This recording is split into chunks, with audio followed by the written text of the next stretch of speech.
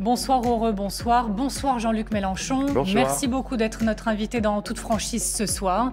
Alors Jean-Luc Mélenchon va bien sûr revenir sur ces dossiers majeurs du moment. Calais, les migrants, les réponses à apporter. Quelles réponses vous apporteriez-vous, Jean-Luc Mélenchon? On parlera bien sûr des Antilles, de la situation sanitaire.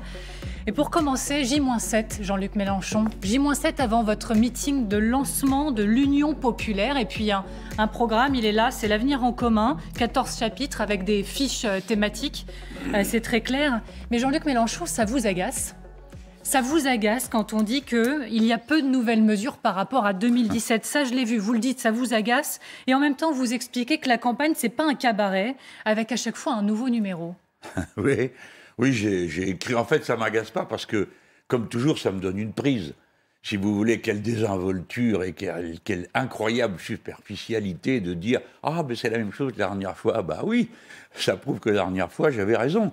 Puisque dans tous les compartiments que j'ai abordés, dans le précédent programme, la situation n'a fait qu'empirer ou confirmer le diagnostic. Soit, par exemple, sur l'impasse dans laquelle nous mènent les institutions, le caractère monarchique, jamais on en avait vu autant que sous M. Macron et son Conseil de défense. D'autres aspects de cette nature. Et puis je me dis peut-être que le commentateur aura envie d'aller regarder si vraiment il n'y a rien de neuf. Bien sûr qu'il y a beaucoup de choses qui ont bougé dans le programme. D'abord parce que nous sommes restés au contact des gens qui en avaient formulé les principales propositions. Les associations, les syndicats, donc eux-mêmes bougent, évoluent en fonction des situations. Et nous, on a fait changer des choses en fonction de la situation. Par exemple, l'idée de créer un impôt universel sur les entreprises, elle n'est pas dans le programme de 2017. Depuis, les associations ont travaillé sur le sujet et on a repris l'idée. Ensuite, il y a des aspects qui sont devenus moins déclamatoires. Si vous voulez, par exemple, dire nous en avons assez de l'agriculture productiviste et chimique. Bon, très bien, avec deux, trois idées. Bon, je suis allé un cran plus loin, les équipes ont travaillé et on a dit, bon, on supprimera le ministère de l'Agriculture, parce qu'il suppose qu'on produit n'importe quoi, n'importe comment, et on s'en fout, et on va aller sur un ministère de la production alimentaire, de manière à, demain, faire l'essentiel, c'est-à-dire produire ce dont on a besoin, et surtout mettre un terme à des épidémies dont on parle peu, l'épidémie du diabète, l'épidémie des maladies cardiovasculaires, qui sont toutes le résultat de la malbouffe. Donc on a changé l'angle et on devient plus concret. Bon, au bout de 3 fois, quand même, on peut être plus concret. Mais justement, c'était ma question. En quoi, pourquoi celui-ci serait plus convaincant pour les Français que la dernière fois? Oh, ça va dépendre bien sûr de ce qu'il contient. On espère que les gens vont se dire « Ah ben tiens, en le lisant, ils ont réfléchi au problème, ils disent comme moi-même je le pense », parce que vous savez, ce programme, c'est pas, je ne l'ai pas fait avec 4 publicitaires et 2 stratèges. Non, c'est un travail vraiment de longue haleine. La personne qui a porté le projet, qui est Clémence Guettet, a passé des heures avec toutes ces associations, tous ces gens. On a produit 4 brochures intermédiaires. Non, c'est un gros travail de fond. Donc, il est normal que beaucoup de gens s'y retrouvent en disant « Ah ben ça, oui ». Ou je l'ai déjà entendu dans mon syndicat ou dans mon association. Mais vous alors pourquoi plus mesure... cette fois-ci qu'une autre on va se battre pour convaincre. C'est ça. Si vous voulez, une élection, il faut en accepter la dignité, la majesté, le plaisir, qui est celui du débat, de la conviction.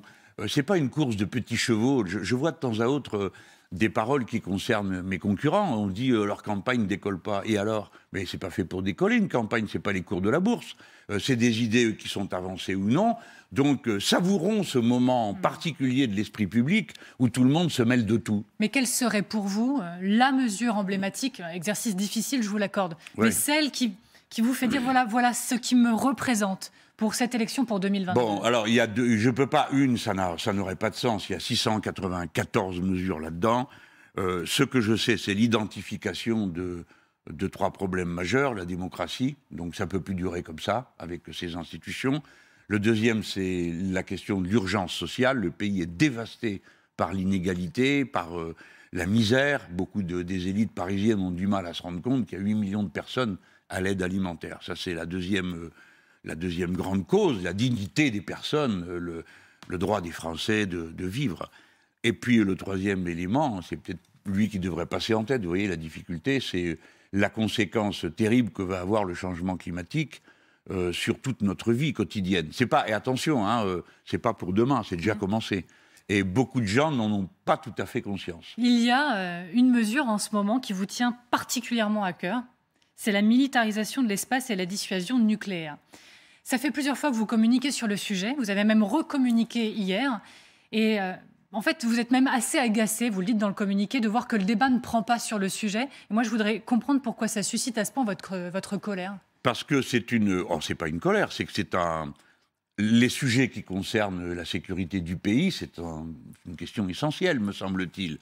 Dans le passé, les Français et les responsables politiques et autres s'intéressaient aux questions de défense. Il faut dire que le général de Gaulle les avait amenés sur la table avec une vigueur remarquée. Il avait décidé de la dissuasion nucléaire et elle devait être tous azimuts. Alors, les gens peut-être ne se rappellent pas ce que ça veut dire, mais tous azimuts, on lui a dit comment tous azimuts, vous pensez aussi aux Américains? Il a dit bah oui, tous azimuts. Alors c'était un scandale énorme. Mais ensuite, quand la poussière est retombée, on s'est dit ah ben c'est bien pensé. Les Français ont un système de défense qui dit nous n'agresserons personne, mais le premier qui nous touche un cheveu va prendre cher. Bon, on a le nucléaire. Voilà, on a la dissuasion nucléaire. Et moi, voilà plusieurs années que je défends et j'essaye de faire prendre conscience que l'espace est le nouveau lieu d'expansion de l'humanité. Nous y sommes. Cet espace est rempli d'objets autour de la Terre, et nous avons appris récemment, on savait, hein, pour ceux qui s'y intéressent, les Russes ont détruit un satellite depuis la Terre. C'est un événement considérable parce que cette fois-ci, pas moyen de faire semblant de ne pas l'avoir vu. En fait, les Chinois l'ont déjà fait et les Américains aussi. Maintenant, tout le monde voit. Donc, Madame Kerouac, c'est simple à comprendre la déduction. Si depuis la Terre, on peut détruire un objet qui est dans l'espace, cela signifie sans doute que depuis l'espace, on est capable de détruire un objet qui est sur la Terre. Par conséquent, à quoi sert l'arme de dissuasion nucléaire telle que nous la connaissons, comme moyen de la dissuasion? À quoi elle sert? Puisque depuis l'espace, on peut être détruit de manière beaucoup plus subite, beaucoup plus imprévisible qu'on ne l'est par un tir de la Terre à la Terre. Voilà une question majeure. Et si les autres sont capables de le faire, j'estime que nous devrions être capables de le faire. Ce n'est pas moi qui ai décidé ça. La militarisation de l'espace, je suis contre, et je suis pour qu'on reprenne les discussions pour le démilitariser. Mais dès lors que quelqu'un, depuis l'espace, est en état de nous frapper, eh bien, les Français doivent se dire, qu'ils sont sous cette menace, et qu'il y faut une parade. Et il faut y réfléchir avec sérieux. Parce que et avec qui, surtout? Tout seul. C'est comme ça qu'il faut faire. Parce que quand vous êtes tout seul, vous décidez pour vous-même. Si vous vous mettez avec d'autres, vous êtes plusieurs à décider. Laissez-moi vous dire qu'avec les planeurs hypersoniques et avec les tirs depuis les satellites dans l'espace, vous n'avez pas le temps de mener une très grande discussion avant d'organiser une riposte. Par conséquent, je suis pour une dissuasion spatiale à cette étape comme mesure la plus propre à nous garantir. Et surtout, permettrait au passage de commencer sérieusement à démanteler les arsenaux nucléaires. Vous savez, les gens ont oublié, parce que la guerre froide avec les Russes n'a plus lieu, mais les armes, elles sont toujours là. 6 000 ogives nucléaires côté américain, 6 000 côté russe. Ce sont donc des questions de première importance pour l'humanité tout entière, de dire, si nous avons l'occasion de démanteler ces arsenaux parce que l'espace les rend inutiles, ensuite, c'est plus simple peut-être de décider que dans l'espace, non plus, on ne se livrera pas à des tirs. Je ne veux pas faire exagérément peur, mais la situation n'est plus la même. Si il est possible de prendre sur la centrale de Nogent, qui est à côté de Paris, un tir depuis l'espace, c'est 12 millions de personnes à déménager, et ainsi de suite. Et c'est vrai à échelle internationale. Alors, vous savez, c'est toujours des questions où il faut faire attention, à ne pas faire peur, hein, mais en même temps, il faut réfléchir. Quand on parle de dissuasion nucléaire, je vois certains qui me disent « Oui, t'inquiète pas, ça marche. » Peut-être bien, mais c'est terrifiant comme système. Donc, à chaque étape, il faut réfléchir, et surtout réfléchir avant qu'il soit trop tard. Et les questions militaires, je trouve, et de défense, c'est pas traité sérieusement. Regardez là, on a une colonne qui est bloquée au Niger, qui est passée... Alors, on attend quoi pour comprendre qu'on a un problème dans le Sahel, qu'on a un problème dans l'Afrique? Il faut réfléchir avant, pas quand c'est la crise. Jean-Luc Mélenchon, donc je le disais, dimanche prochain, vous serez sur scène pour un meeting, votre meeting de lancement de l'Union populaire. Là encore, je vais faire très simple. C'est quoi l'Union populaire? Avec qui on fait l'Union populaire? J'ai cru entendre que vous ne seriez pas seul sur scène, qu'il y aurait du monde avec vous pour l'incarner. Qui incarne demain cette Union populaire, Jean-Luc Mélenchon? Alors, d'abord, commençons par répondre à votre première question, parce que c'est la plus simple et la plus juste. Qu'est-ce que c'est? Dès lors qu'il est apparu qu'il n'y avait plus d'unité possible au sommet, et cela était pour moi tout à fait évident dès l'année dernière, parce que ce qui s'était passé pendant les régionales, plus ce qui se disait, tout ça devenait parfaitement clair. Je suis donc entré en campagne. Depuis, ceux qui tenaient les discours les plus émouvants sur l'unité, quoique ils ne la pratiquaient pas eux-mêmes beaucoup, ont dit nous avons nos candidats et on continuera. Une date récente, la question a été posée à M. Jadot et à Mme Hidalgo, et les deux ont dit non, on est là, on a une proposition à faire. Je n'aurais pas l'hypocrisie de leur jeter la pierre. Il est tout à fait évident que nous n'avons pas fini de nous réorganiser. Ce sont donc les électeurs qui vont le faire, comme ils l'ont fait en 2017, en désignant celui d'entre nous qui leur semble être le mieux à même de représenter leur point de vue. Alors, puisque ce n'est pas possible au sommet, alors essayons de le faire à la base, et nous avons commencé par essayer de vérifier si c'était possible. On a donc fait des sondages sur les principales mesures de notre programme. Et on trouve qu'à chaque fois, ce sont d'énormes majorités pour. Ce qui nous met, nous, dans une situation un peu particulière, puisque si tout le monde est d'accord avec ce qu'on raconte, alors pourquoi ne votent-ils pas tous pour nous? Donc ça, c'est notre défi à nous. Mais cette union populaire est donc possible à la base parce que des gens, s'ils ne sont pas d'accord sur les étiquettes de parti, par contre, sont d'accord sur les idées. Profitons-en. Donc, on a été chercher surtout, pour terminer de répondre le troisième aspect de votre question, des personnalités, mais non pas du monde politique, du monde associatif, du monde intellectuel, du monde syndical, qui partageaient cette vision avec nous de la nécessité d'une rupture avec l'ordre actuel, l'ordre économique, l'ordre politique, l'ordre militaire, et qui sont en volonté de bâtir la nouvelle société qui fait face d'abord à l'immense défi qu'est le changement climatique, parce que celui-là, qu'on soit d'accord ou pas, on devra tous y faire face. Voilà ce qu'est l'Union populaire. Donc le 5, d'abord, on tombe le même jour que Zemmour, donc chacun ira où il veut. On va en parler, on va en parler, mais petite question quand même. Comment pensez-vous que les électeurs puissent se dire « Ok, faisons l'Union populaire » s'ils se disent même les dirigeants ne sont pas capables de la faire? Vous voyez ce que je veux dire? Non, je comprends bien. Mais ça s'appelle la démocratie. Il faut se faire à l'idée, les gens, comme dans notre vie d'adulte. Tous les jours, on fait des choix et, ma foi, il y a une part d'inconvénient. Eh bien, là aussi, il y a une part d'inconvénient. Bien sûr qu'il vaudrait mieux qu'on s'accorde tous et qu'on soit d'accord sur le même programme. Mais c'est rarissime dans l'histoire. Ça s'est produit 2 fois, en 1965 et en 1974, et plus jamais ensuite. Donc, c'est aux électeurs de trancher. C'est pas toujours très plaisant. On me dit, on ne peut pas être à 100% d'accord avec vous. D'accord, moi non plus. Je ne suis pas à 100% d'accord avec moi. C'est la vie qui est comme ça. Mais choisissez un programme, choisissez une équipe. Moi, je me présente, je dis, voilà, je suis capable de mener ces affaires, j'ai un programme à vous proposer, et j'ai une équipe de gens en moyenne assez jeunes, capables de porter l'avenir du pays. Eh bien, si vous en voulez, ce sera fait. Si vous n'en voulez pas, eh bien, vous ferez autre chose et nous nous inclinerons tous. Ça s'appelle la démocratie. Et donc, vous avez commencé à le dire, cette date du 5, c'est aussi la journée du premier meeting de Éric Zemmour ce jour-là. Alors, d'un côté, vous dites, j'ai autre chose à faire, je vous cite, que de faire une campagne de roi des castors, de faire le plus grand barrage contre l'extrême droite. Et en même temps, moi, je continue de lire vos notes de blog avant les émissions. Et le 19 novembre, vous dites, le lancement de l'Union populaire, c'est le lendemain du jour de la désignation du candidat de la droite. Et c'est le jour du meeting d'annonce de candidature d'Éric Zemmour. On est là, dites-vous. Nous, on est là, nous, en ordre de marche, drapeau et musique en tête. En fait, ce jour-là, vous serez aussi satisfait d'être dans un face-à-face, de réinstaurer un peu le débat que vous aviez initié face à Éric Zemmour. Vous voulez ce jour-là dire voilà, je suis l'homme de la situation face à ces idées et à cet homme. Oui, mais je le fais, bien sûr, attendez, puis je ne vais pas non plus avoir la mauvaise foi de vous dire qu'il ne m'arrive pas, moi aussi, d'utiliser les tambours et les trompettes traditionnels. Mais je le fais, si vous voulez, en faisant mieux que de dire « Oh là là, quelle horreur, c'est l'extrême droite ou c'est la droite ». Bon, ça ne mérite pas la même horreur.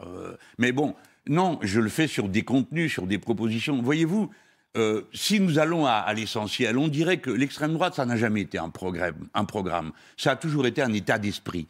Nous venons avec un programme et un état d'esprit, celui de la solidarité. J'ai appelé ça, j'ai essayé de trouver la formule la plus condensée, l'harmonie des êtres humains entre eux et avec la nature. Tout ça exclut le racisme, la xénophobie, la violence, la haine des musulmans et les autres folies zémouriennes. Mais c'est aussi des choses très concrètes. Il y a un instant, j'évoquais devant vous une nouvelle fiscalité qui répartisse l'effort plus justement. Lui n'a aucune espèce d'idée sur la question. Donc je ne peux pas me mettre en confrontation avec lui. Je peux me mettre en confrontation avec Madame Le Pen qui ne veut pas rétablir l'impôt sur la fortune ou qui a des mesures de cette nature. Je peux me mettre en confrontation avec la droite. Et c'est ce que nous ferons. Mais c'est la grandeur, la beauté de la démocratie. Ça se trouve que c'est le même jour. Alors tant mieux. Et ce jour-là, vous aurez le candidat ou la candidate de droite connue, vous aurez M. Zemmour pour l'extrême droite, et puis nous, on est là et on n'a pas lâché le terrain parce que, vous savez, nous, souvent, on nous a enterrés 10 fois, à dire il n'y a plus personne, ils ne comptent pas, ils ont perdu d'avance, etc. Bon, nous verrons bien. Je fais confiance à la démocratie, mais ce jour-là, nous, on est là. Vous savez de qui on est en train de dire potentiellement en ce moment c'est perdu d'avance? C'est Éric Zemmour. C'est Éric Zemmour parce qu'il enchaîne les déconvenus, un déplacement qui s'est très mal passé à Marseille. Vous êtes député des Bouches-du-Rhône, vous avez certainement regardé ça avec beaucoup d'attention. Oui. Et qui s'est en plus conclu par cette image, ce doigt d'honneur, voilà, de Éric Zemmour qui a été capté par nos confrères de l'AFP. Est-ce que cette image est l'acte, oui ou non, quelque chose pour vous? Est-ce, comme parfois certains le disent dans son entourage, mouvement d'humeur d'un candidat et après tout? Ou est-ce une indignité ou la preuve d'une incapacité à aller au-delà dans cette campagne? Non, je trouve que... Bon, alors vous prenez l'exemple, pourquoi pas, c'est visuel, ça fait une image, mais franchement, c'est de la petite bière à côté de ce qu'il a raconté. C'est pas ça qui est le plus terrifiant. C'est qu'il aille à Marseille et qu'il dise de Marseille, voilà ce que nous ne voulons pas être. Voilà ce qui désintègre la France. Enfin... Pardon, je ne veux pas faire des comparaisons excessives, mais c'est exactement ce qui a été dit de Marseille, qui était considéré par les Allemands comme un cloaque, avant qu'elle soit bombardée comme elle l'a été. C'est ça qui est choquant. C'est de voir quelqu'un qui prétend être président de la République française s'en prendre à toute une population, à toute une ville qui est là depuis 2600 ans, ne lui en déplaise, lui qui aime tant les traditions, et qui est né de l'union d'une femme gauloise avec un grec. Donc depuis le début, c'est une affaire d'immigration, Marseille. Et parler comme ça à la deuxième ville de France, ça oui, c'est horriblement choquant. Vous trouvez qu'il atteint ses limites, Éric Zemmour? Pour autant, pensez-vous que ça sonne le glas de sa campagne et qu'il ne décollera plus, ou autre expression un peu politique? Mais il incarne plus que lui, car si ce n'était que lui, ce n'est pas grand-chose. Il a provoqué une forme de surenchère qui a cristallisé, parce que pendant pratiquement, je peux dire, une décennie, on a banalisé les idées de Madame Le Pen. Elle-même faisait la peau douce de l'agneau, et ben lui, il est arrivé, puis il en a mis un cran de plus. Et aujourd'hui, il se parle en France avec des mots, avec des expressions qui sont absolument inouïes, de violence, de racisme, de haine interreligieuse. Quand nos amis viennent de l'extérieur, il y a peu, il y avait l'ancien président Lula du Brésil, je vous garantis qu'il ne faisait pas la comédie, mais il était atterré de voir comment on parle en France de toutes ces questions. Alors, quant à M. Zemmour, ben, il incarne quelque chose politiquement, c'est indéniable. Je crois qu'on peut le dire assez simplement. Chaque fois que quelqu'un n'incarne rien, il ne pèse rien dans l'élection et dans un sondage. Hein. Bon, lui, il incarne quelque chose qui n'est pas éliminé simplement parce qu'il a fait un doigt d'honneur ou parce qu'une partie des médias qui l'ont beaucoup encensé, Madame Kerrer tout de même, 230 articles écrits par jour, 13 000 depuis le début septembre, c'est un pilonnage absolument inouï. Vous aussi, en débattant avec lui, vous avez aussi intégré l'idée qu'il était là et très présent et qu'il comptait. Alors, par la force des choses, une fois qu'il a été gonflé à l'hélium comme ça, il était là. Et puis moi, j'ai voulu faire quelque chose dont je me félicite tous les jours, parce que j'ai l'écho que je ne m'étais pas trompé dans le pressentiment. Quel était ce pressentiment?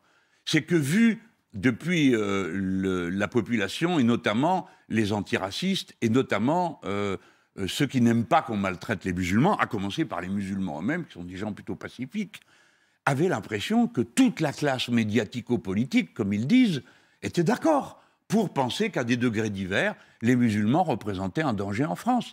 Donc, entendre un homme comme moi, sur un plateau de télé, tenir tête à un autre pendant plus d'1 heure et lui dire « Monsieur, vous n'avez pas honte de parler comme ça, nous ne vous permettrons pas de montrer du doigt nos compatriotes qui s'appellent Mohamed, puisqu'ils s'en étaient pris au prénom », ça a été, si vous voulez, un soulagement pour, j'ose le dire, des millions de personnes qui se sont dit « Ah bon, quand même, tout le monde n'est pas d'accord avec ce type ».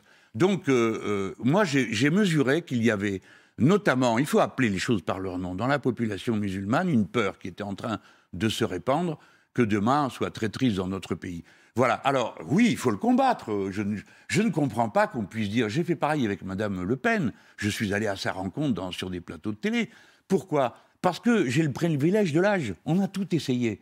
Quand M. Le Pen est arrivé sur la scène publique, on avait dit... M. Cambadélis avait inventé l'expression. C'était le harcèlement démocratique. Alors, on allait à la porte des meetings, on criait, etc. Ça n'a servi à rien. À rien du tout.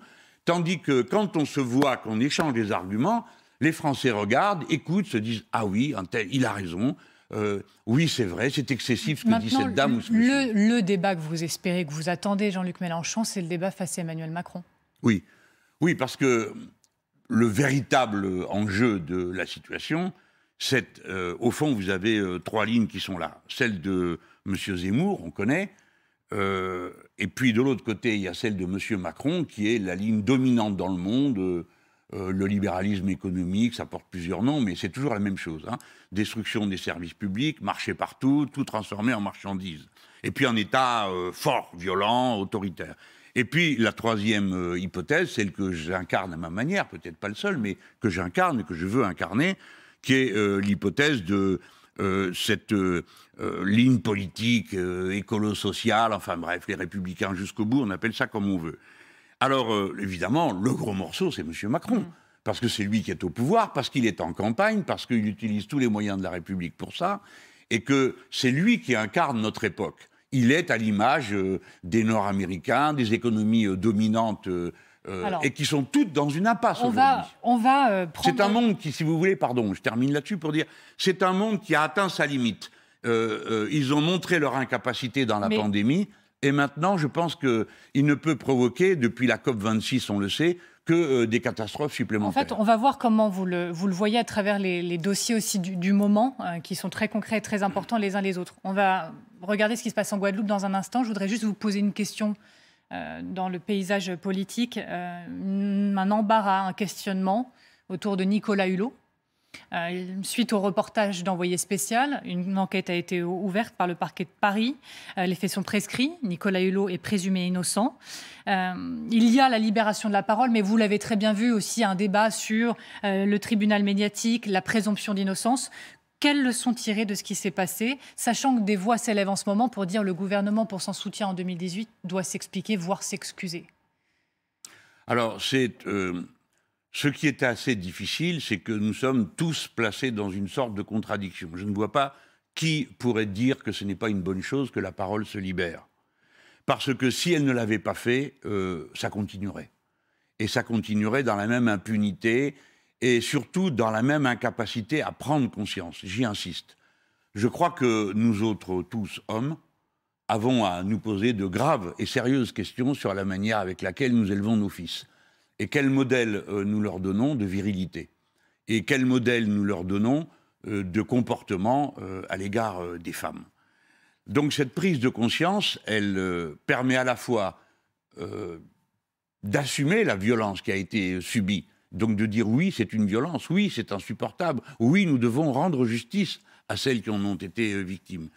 Et puis ça, c'est une chose. Et puis après, on est tous à se dire, ah oui, mais alors, ça ne s'appelle plus la justice, puisqu'il y a une présomption d'innocence. Eh bien, c'est là que sans doute se trouve la plus grande difficulté, c'est là qu'il faut la résoudre. Il faut que la justice fasse son travail. Et alors, il n'y aura plus besoin que d'autres le fassent. Que quand une femme va se plaindre, on ne commence pas par considérer que c'est peut-être pas vrai ce qu'elle raconte. Que la personne qui est mise en cause soit immédiatement entendue, ne serait-ce que pour l'obliger éventuellement à se ressaisir et à ne pas passer à l'acte. J'ai lu des statistiques assez terrifiantes sur le sujet, montrant que presque, je crois, le quart des femmes qui ont été se plaindre n'ont pas été prises au sérieux et leurs plaintes classées sans suite. Donc tout ça montre qu'il y a une défaillance. Ce sujet n'est pas pris au sérieux comme il devrait l'être, avec les méthodes pour le traiter, comme le proposent les associations qui parlent d'1 milliard à mettre sur la table, puisqu'il faut bien que ça se finisse par des chiffres. Mais pourquoi faire? Pour former, pour accueillir les femmes au moment où elles sont en danger, elles et nos enfants, parce que ces enfants sont les nôtres à tous, d'une certaine manière, et ainsi de suite. Former, et puis réparer les dégâts, aider les gens à sortir de leur enfermement, de leurs blessures, de leur repli, pour expulser tout ce que cette situation a pu contenir d'horrible et qui déforme à la fois les femmes, et puis quand toutes ces violences sont commises en présence des enfants, parce que là j'ai un peu débordé Vous êtes sur les le violences féminicide. faites aux femmes. Oui, pour moi il y a un lien profond entre tout ça. C'est l'idée que, comme le disait Zemmour, les femmes sont le butin des hommes. Hein. Lui, il a écrit ça. Bon, personne ne lui demande des comptes là-dessus, mais je pense que... Ça a été fait à quelques Oui, reprises. mais j'espère bien que quelqu'un va finir par dire qu'on ne permet pas que des choses pareilles soient écrites. Parce il a que été interrogé. ça va trop loin, quoi. Et vous voyez, n'empêche que ça a été assumé politiquement par des gens qui trouvent que c'est un comportement normal. Bon, voilà ce que j'ai à en dire. Peut-être que ce n'est pas spécialement une solution que j'apporte là, mais en tout cas, ça montre qu'on ne peut pas, au nom de la présomption d'innocence, dire personne ne doit parler. Alors ça, ce serait insupportable, parce que rien n'avancerait. Et donc, ce mouvement a été libérateur pour toute la société. J'en profite vraiment pour dire que, évidemment, tout individu, tout être humain de sexe masculin n'a pas vocation à être un criminel ou un prédateur, hein. Mais on doit beaucoup s'interroger sur la manière avec laquelle on éduque les garçons. Parce que les êtres humains sont d'abord des êtres de culture, des êtres sociaux, qui sont le résultat d'une éducation. Non, tout ça ne tombe pas par hasard. C'est le résultat. Alors, les femmes disent, et c'est juste, que c'est une structure invisible qui est à l'œuvre, ça s'appelle le patriarcat, qui est antérieur à toutes les sociétés politiques et qui participe à chacune d'entre elles, qui donne à l'homme un privilège et un pouvoir spécifique qui lui permet à certains moments de penser que les femmes sont sa propriété ou éventuellement un butin qu'il peut s'approprier. Bon, j'ouvre un autre dossier, tout autre dossier, mais l'actualité, c'est pas que l'actualité. Problème de fond, d'ailleurs vous y consacrez vraiment un chapitre particulier, l'outre-mer. Sébastien Lecornu, il prend la direction des Antilles depuis quelques heures maintenant, parce que maintenant son ministère estime que la donne a changé, la situation dans les rues s'est calmée, une feuille de route avec les élus locaux et l'intersyndicale a visiblement été cadrée pour pouvoir discuter santé, prix des carburants, situation de la jeunesse et des transports. Est-ce que quelque part vous saluez un retour au calme, une reprise et une poursuite du dialogue, après tout, en se disant que les choses avancent? Ce n'est pas mon rôle.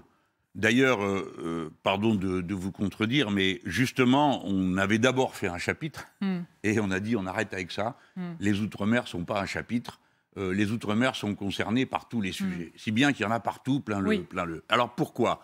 Là où vous touchez juste, parce que moi, j'ai en finir avec l'abandon des Outre-mer. Oui, à notre avis, les Outre-mer ne sont pas les régions ultra-périphériques, comme dit la Commission européenne.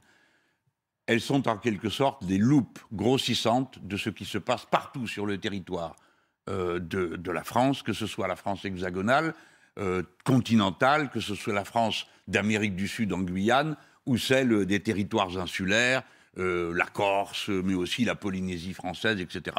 C'est-à-dire que les dévastations d'un modèle économique sont arrivées maintenant à un point où elles ne sont plus supportables simplement pour survivre. Pourquoi ? Dans le cas de la Guadeloupe, il y a eu pendant des années et tellement longtemps, bien au-delà des interdictions faites sur le territoire national, l'utilisation d'un pesticide qui fait que dorénavant, 90%, ça s'appelle le chlordécone, 90% des Guadeloupéens à qui l'on prend du sang trouvent du chlordécone dedans. Ça, c'est typique résultat d'un modèle agricole. Ensuite, l'eau est dévastée. Il y a des tours de rôle pour avoir de l'eau sur un territoire français.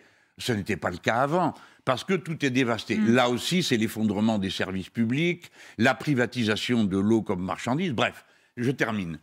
Toutes ces situations sont spécifiquement concentrées sur les territoires insulaires, tous les territoires insulaires et éloignés, mais en plus, elles existent aussi dans l'Hexagone. Il faut le temps que les gens réalisent que la crise de l'eau est déjà dans l'Hexagone, que la crise des pesticides est dans l'Hexagone, que le carburant cher, c'est dans l'Hexagone, et parce qu'on a éloigné tout de tout. Et puis en plus, il y a des raisons un peu, si vous voulez, plus spécifiques et plus insupportables. Par exemple, dans les dom-toms, notamment en Guadeloupe, la nourriture est plus sucrée pour créer des addictions, ça crée des addictions, qu'ailleurs, donc des crises de diabète qui fait que la population est plus malade qu'ailleurs. Le gouvernement a ses réponses. Sébastien Lecornu, avant de partir, a répondu au JDD sur l'accès à l'eau. Il dit qu'il veut régler le problème pour 2027. Il parle de problèmes de puissance de puissance publique locale, qui est en échec. Il dit qu'il y a des budgets qui sont sur la table. Et surtout, ce qui a marqué, vous le savez bien, c'est cette déclaration sur l'autonomie. C'est de dire que le gouvernement se dit prêt à en parler. Il précise que ce n'est pas l'indépendance. Et pour lui, c'est basé sur le fait que notamment des élus auraient fait remonter cette demande d'autonomie. Alors, on va d'abord... Si c'est une demande, pourquoi ne pas en parler? Oui, Est-ce que vous y voyez une dimension, comme certains oui, disent? Oui, j'y vois bien sûr un inconvénient. Mais je commence d'abord par prendre le début de votre question. Oui. Puisque tout cela est pris en compte, le statut, le chlordécone, puisqu'on a décidé l'ouverture des procédures judiciaires, rien n'était fait, l'eau... Bon, donc il y a une preuve qui a été apportée. C'est en se mobilisant et en s'engageant dans l'action sociale qu'on obtient des résultats. Sinon, il ne se passe rien. L'État, le gouvernement s'en fout, laisse les gens sans eau pendant des mois, parce que la question de l'eau, nous avons commencé à l'agiter, à la mettre sur le devant de la scène, alors que déjà les Guadeloupéens protestaient dans le silence. Ça a été la mission qu'a conduit Mathilde Panot, députée insoumise, qui a fait la commission d'enquête sur l'eau, qui a de nouveau sonné l'alarme. Mais il ne se passait rien. Donc c'est bien la mobilisation de la population elle-même qui produit des résultats. Une fois que j'ai dit ça, je demande qu'on ramène cette réalité aussi à l'Hexagone. Si vous ne faites rien, il ne se produira rien. Si vous n'allez pas voter dans 3 mois, ne vous attendez pas à ce que quoi que ce soit change en mieux. Si vous vous mobilisez, si vous allez voter, vous avez une probabilité que ça se passe mieux, la preuve par la Guadeloupe. Et quant à l'autonomie, le fait d'ouvrir ce débat, si le ministre dit que ça a été une remontée d'élus, certains disent que c'est une manière de les mettre aussi face à leurs responsabilités, ou la preuve qu'on est prêt à tout entendre. Non, c'est une manière de... L'autre argument du ministère, c'est de dire ces territoires refusent la vaccination obligatoire pour les soignants. Or, c'est la loi dans l'Hexagone. S'ils veulent une loi différenciée, alors mettons sur la table une solution comme l'autonomie. Bon. Voilà un chapelet de raisons pour lesquelles on met tout ça sur la table. Oui, j'entends tout ça. C'est une grosse diversion, parce que quand des gens sont dans la rue, parce qu'on suspend du personnel dans les hôpitaux, parce que l'essence coûte trop cher, parce que les prix n'ont pas été bloqués, etc., et qu'on répond « Ah ben nous allons engager une réforme institutionnelle », c'est une manière un peu de se moquer du monde. Mais puisque le sujet est sur la table, vous notez bien, pas à mon initiative, à celle du gouvernement. Alors, allons au bout. Oui, c'est vrai, il y a dans toute une série de territoires éloignés de la France européenne, du territoire européen de la France, les territoires insulaires, pour l'essentiel. Mais comme la Guyane n'est pas une île, contrairement à ce qu'a dit M. Macron, j'utilise le terme éloigné de l'Hexagone, bon. Mais tout le monde a compris que c'est essentiellement tous ceux qui se trouvent dans une situation insulaire. Tous disent qu'il faut de nouvelles manières de gérer ces territoires. Et après avoir appartenu personnellement à une toute autre tradition qui se voulait l'État unitaire, point final, qui correspond d'ailleurs à ce qu'était l'intention au départ de ceux qui ont demandé que la Martinique, la Guadeloupe, la Réunion soient des départements français avec le statut de département. Ça a été le cas aussi pour Mayotte. Bon, maintenant, je dis que j'ai entendu ce que m'ont dit et répété des amis très chers et les élus de pratiquement tous les territoires insulaires. C'est au point que je crois être le seul à m'être engagé pour dire que, puisque la Polynésie française bénéficie de l'article 74 de la Constitution qui lui permet d'avoir quasiment un gouvernement local, mais pour les questions régaliennes, c'est la patrie qui les porte. Eh bien, pour ma part, dès lors que les Corses ont voté 3 fois, ont voté pour élire 3 députés autonomistes sur 4, et 2 fois pour une majorité territoriale autonomiste, pour ma part, j'entends ce qu'ils me disent sur l'article 74 appliqué à la Corse, et je m'engage, si je suis élu président de la République, à ce que cette question soit mise immédiatement sur la table pour en parler. Et ça vaudra pour d'autres. Mais je ne substitue pas cette question de l'autonomie à celle de l'égalité. Car on peut avoir des territoires qui sont autonomes, gouvernés de manière autonome, dans la République française, mais l'exigence d'égalité entre nous reste intacte. Or, M. Lecornu a dit « Vous voulez moins d'égalité, donc on va vous donner l'autonomie ». Non, ce n'est pas ce que disent les Guadeloupéens. Ils veulent avoir une capacité à maîtriser mieux ce qui les concerne directement, et quel obstacle y voyons-nous, mais pour autant, ils ne demandent pas moins d'égalité. Par conséquent, on ne peut pas penser se débarrasser de l'exigence d'égalité en parlant d'autonomie. C'est l'inverse. On veut de l'autonomie pour être plus égaux. La réponse de Sébastien Lecornu, c'est de dire, en ce qui concerne la vaccination obligatoire pour les soignants, exiger que la loi ne s'applique pas dans un département revient à demander que les Antillais soient moins protégés que dans l'Hexagone. Il faut être moins, dogmatique de sa part. Ce n'est pas le sujet. D'abord, la vaccination n'est pas obligatoire. Non mais, indépendamment de l'idée que chacun s'en fait, je suis vacciné, vous êtes vacciné, indépendamment. La vaccination n'est pas obligatoire. Le pass sanitaire, je suis contre, est une illusion, mais je reste sur la vaccination.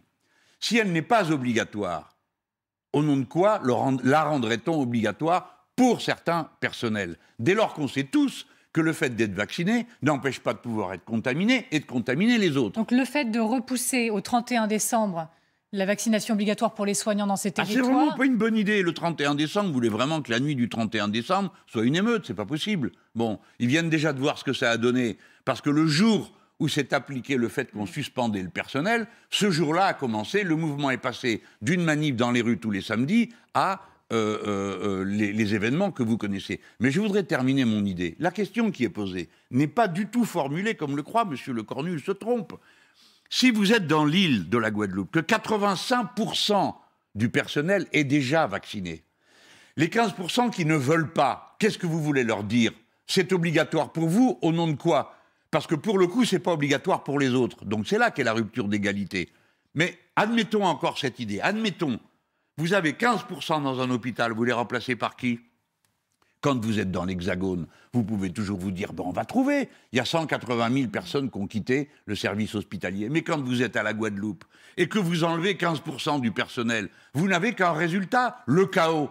Qui peut vouloir le chaos? Alors, tout ça pour appliquer d'une manière absurde, rigide, dire je veux ça et c'est comme ça et pas autrement. Et si vous faites autrement que ce que je vous dis, je vous punis tous. Alors, c'est absurde. J'avance sur la question sanitaire. À chaque fois, je le dis, le temps file. Ça passe vite, n'est-il pas? Ça passe vite. Le sanitaire, Jean-Luc Mélenchon, le variant, le nouveau arrive. On n'a pas toutes les réponses sur sa dangerosité, etc. Mais Olivier Véran juge probable qu'il soit déjà en France. Question très pragmatique. Des mesures d'isolement ont été annoncées, vous savez, quand on est contact ou suspecté de l'être avec un test PCR. Des pays commencent à fermer leurs frontières. Est-ce que vous dites qu'il faut, par mesure de prévention, en arriver à ces restrictions pour le pays aujourd'hui? Il va falloir faire tout ce qu'on n'a pas fait, qu'on a recommandé 10 fois de faire, et qu'ils n'ont pas fait, parce qu'à chaque fois, plein de présomptions. Rappelez-vous comment on s'est moqué de moi quand j'ai parlé de la 2e vague, on en est à la 5e. Alors, commençons par dire qu'il faut évidemment le contrôle des frontières d'une manière beaucoup plus stricte depuis les pays qui sont dorénavant contaminés, on le sait. Deuxièmement, quand on est en France, il faut confiner certaines personnes, il faut pour ça le savoir. Donc il faut que les tests redeviennent gratuits, puisque le vaccin ne suffit pas. Argument supplémentaire pour vous, ce nouveau variant, pour dire qu'il faut la gratuité des tests. Bien sûr. Écoutez, pour le réveillon, vous allez faire comment? Je suppose que vous allez faire une fête de famille. Mais bon, moi aussi, j'aimerais bien quand même que chacun puisse prendre ses responsabilités. Si je suis contaminé, je n'ai pas l'intention de contaminer toute ma famille. Donc pour que je puisse le savoir, il me faut un test. Je suis vacciné, c'est gratuit pour moi. Mais je voudrais que ça soit gratuit pour tout le monde. Que personne puisse dire, écoutez, moi, j'avais pas 40 € à mettre dans un test, donc je me suis pas testé, je suis venu, j'étais malade, j'ai rendu tout le monde malade, y compris ceux qui étaient vaccinés. Donc, la gratuité des tests. Mais vous venez d'évoquer la question de l'isolement. Depuis le début, on dit, il faut qu'il y ait des structures qui soient adaptées pour permettre l'isolement. Si vous êtes déjà, vous savez qu'il y a 3 millions de Français qui vivent dans des taudis, qui sont empilés les uns sur les autres, et 4 millions si l'on compte ceux qui sont mal logés. Il faut que les gens puissent sortir du cadre familial et se confiner quelque part dans des conditions dignes et respectueuses. Donc il faut qu'il y ait des places qui soient réquisitionnées dans une hôtellerie que l'on organise pour ça. Et ainsi de suite. Le roulement, il faut arrêter de s'empiler sur les quais de gare, donc pas tous partir au travail et pas tous revenir à la même heure. Dans les salles de classe, il faut utiliser en 2 mouvements les salles de classe pour que les effectifs puissent être divisés par 2. Et ainsi de suite, qu'on y mette des purificateurs d'air. Ça fait 10 fois qu'on leur dit ça. Et à chaque fois, ils nous disent « Non, ça y est, on a réglé le problème, tout le monde va se vacciner. » C'était raté. Est-ce que vous craignez une campagne sous Covid? Et si je dois partir dans l'immédiateté, le week-end prochain, votre meeting, est-ce que vous allez mettre en place, par exemple, je suis très concrète, passe sanitaire, jauge, etc. Alors, le passe sanitaire, ce serait illégal. Il faut quand même comprendre ça. La loi et le Conseil constitutionnel a dit que ce serait illégal. Ce n'est pas acceptable. Donc, c'est la loi qui dit que ce n'est pas acceptable dans une réunion politique ou d'une campagne électorale de demander le passe sanitaire. Et deuxièmement, la loi condamne ceux qui font des contrôles qui ne sont pas légaux. Donc il suffirait qu'une personne à qui on dise voyons votre passe sanitaire, dit je vous préviens, c'est illégal, je porte plainte. Et moi, le lendemain, je me retrouve avec une plainte de plus sur les bras de quelqu'un qui dirait Monsieur Mélenchon a organisé des contrôles. Donc on n'a pas le droit de le faire. Mettons les choses bien au point. Après, est-ce que je crains une campagne sous Covid? Oui, évidemment. Parce que ça veut dire que il sera impossible de faire les grandes réunions dont nous avons besoin. Nous qui avons besoin à intervalles réguliers de nous prouver à nous-mêmes notre force et aux autres pour dire, vous voyez, on est plus nombreux qu'en on a l'air. Parce que ceux qui défendent le monde tel qu'il est n'ont pas besoin de montrer leur force, ils ont le monde entier à leurs mains. Donc nous, on a besoin de ces rassemblements.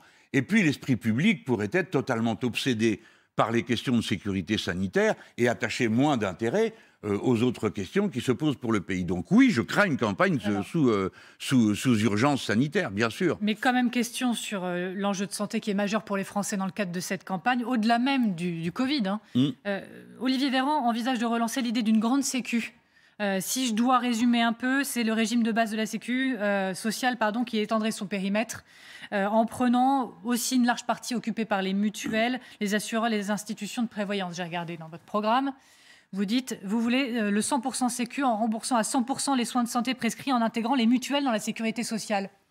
Il y a peut-être possibilité de se mettre d'accord là. Se mettre d'accord, je ne crois pas, parce que c'est eux qui gouvernent ou nous. C'est pas les deux en même temps. Donc si nous gouvernons, nous ferons ça.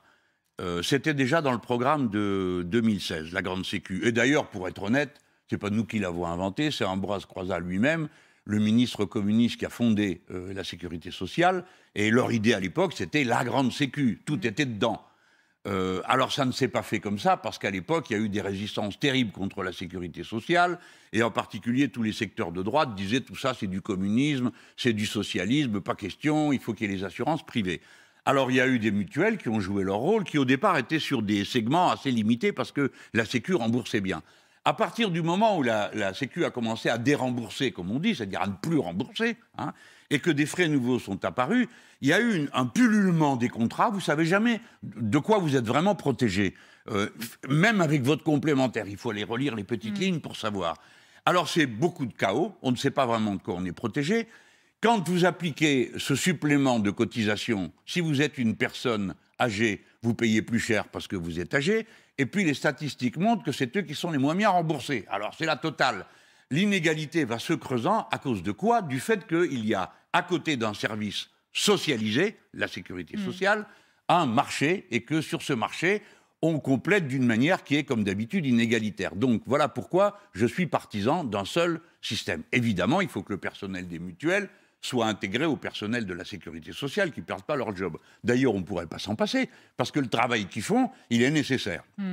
Par contre, on ne paierait plus les frais de publicité, il n'y aurait plus de compétition, donc ça coûtera moins cher, la sécu coûtera moins cher, et puis on pourra donc mieux rembourser tout le monde d'une manière égalitaire. Donc je suis partisan de l'accomplissement du rêve de la sécurité sociale, qui est chacun donne selon ses moyens et reçoit selon ses besoins. Que vous soyez riche ou pauvre, vous serez traité et soigné de la même manière. Alors justement, riche ou pauvre, traitement de la même manière. J'ai juste une question sur le plafonnement des frais bancaires. Ça existait aussi par le passé dans votre programme, mais un plafonnement pour tous, Jean-Luc Mélenchon, même pour les publics les plus fortunés? Une bonne règle, en général, il vaut mieux qu'elle soit universelle. Et vous savez, les gens les plus fortunés, c'est pas eux qui m'ont empêché de dormir. Moi-même, j'appartiens à la tranche la plus élevée des revenus, et des salaires, et des indemnités. Donc, c'est pas moi qu'il faut venir plaindre. Moi, ce que je plains, c'est ceux qui, tous les mois, sous un prétexte ou sous un autre, se ramassent des frais qui font qu'à la fin de l'année, ils payent 400, 500 et des fois plus, alors que c'est eux qui ont le moins.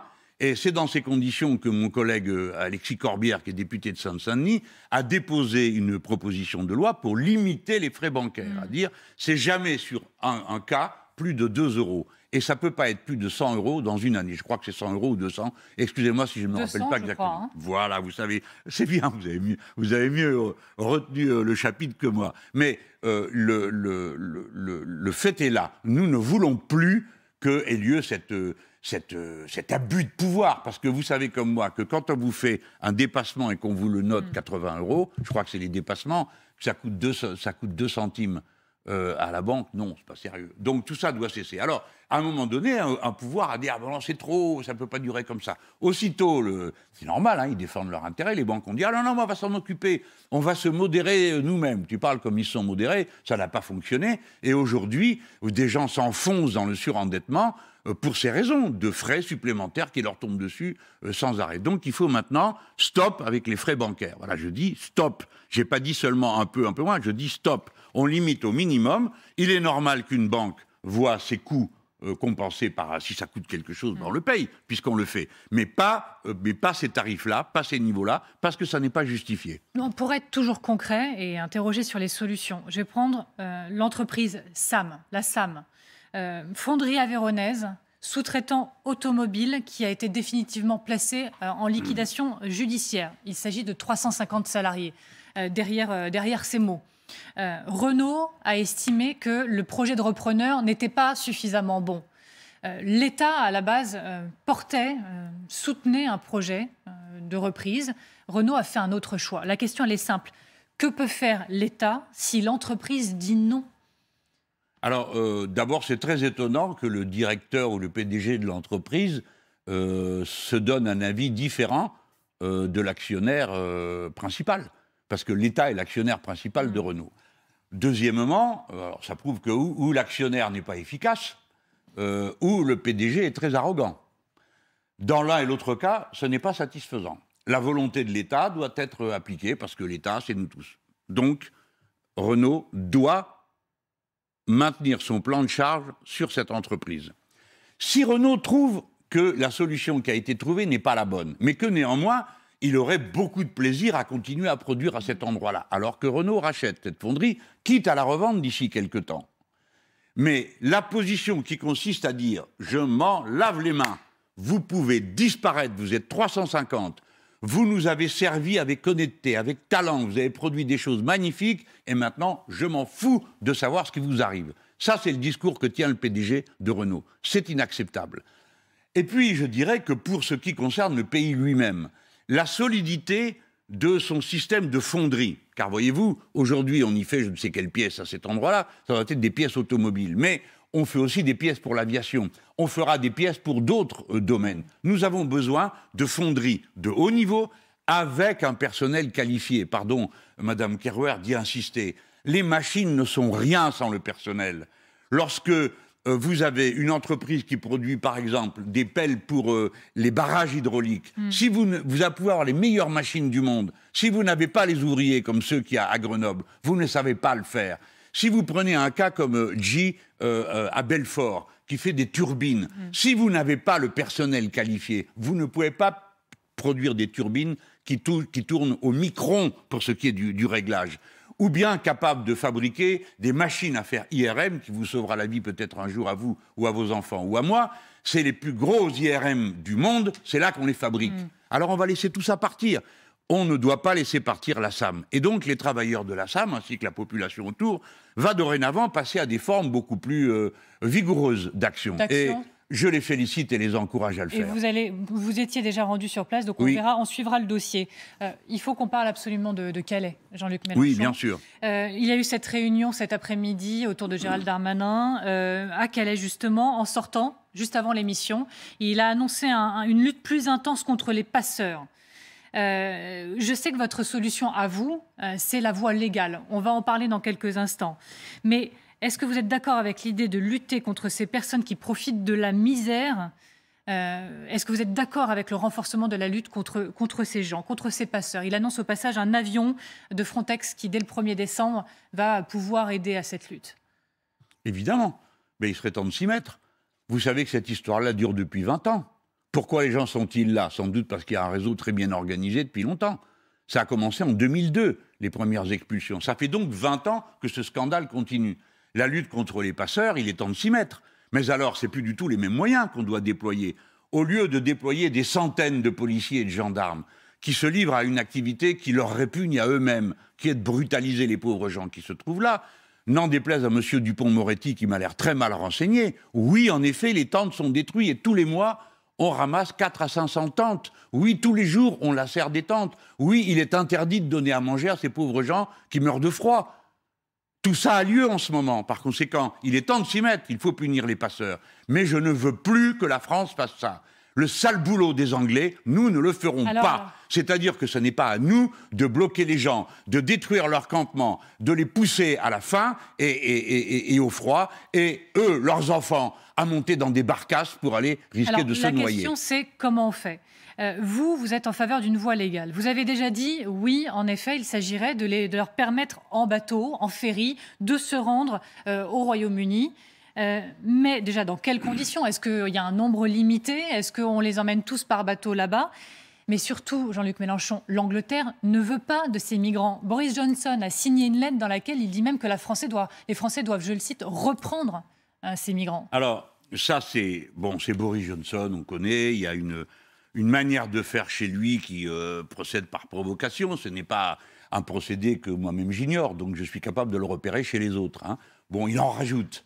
On lui dit, écoutez, nous, on ne veut plus faire ce boulot-là. Et il dit, ah ben, très bien, on va vous les ramener. Bon, puis quoi encore? Bon. Mais ça ne vous choque pas plus que ça? Cette défiance, c'est plus que ça, d'ailleurs, de Boris Johnson. Ça me choque d'autant plus que je vois le président de mon propre pays étendre cette idée aux voisins. Puisque lui, il propose qu'il y ait une clause de non-admission. Autrement dit, on prendrait tous les gens qui se trouvent à cet endroit-là et on les ramènerait, je ne sais pas qui, aux Belges, aux Allemands ou à que sais-je encore.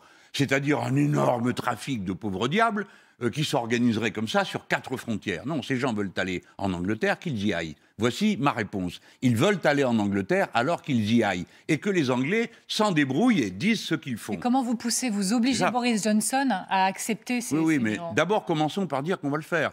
Et qu'un couloir humanitaire, on en a organisé dans toutes sortes de zones de guerre, de conflits, où des sauvages, des gens brutaux, refusent d'entendre la situation de détresse des civils totalement désarmés. On crée des couloirs humanitaires. Donc, moi, président de la République, je demande la constitution d'un couloir humanitaire. Maintenant, ces gens veulent aller en Angleterre. Le plus proche, ce sont les îles anglaises qui sont là, sur lesquelles nous avons beaucoup de mal à avoir des licences de pêche.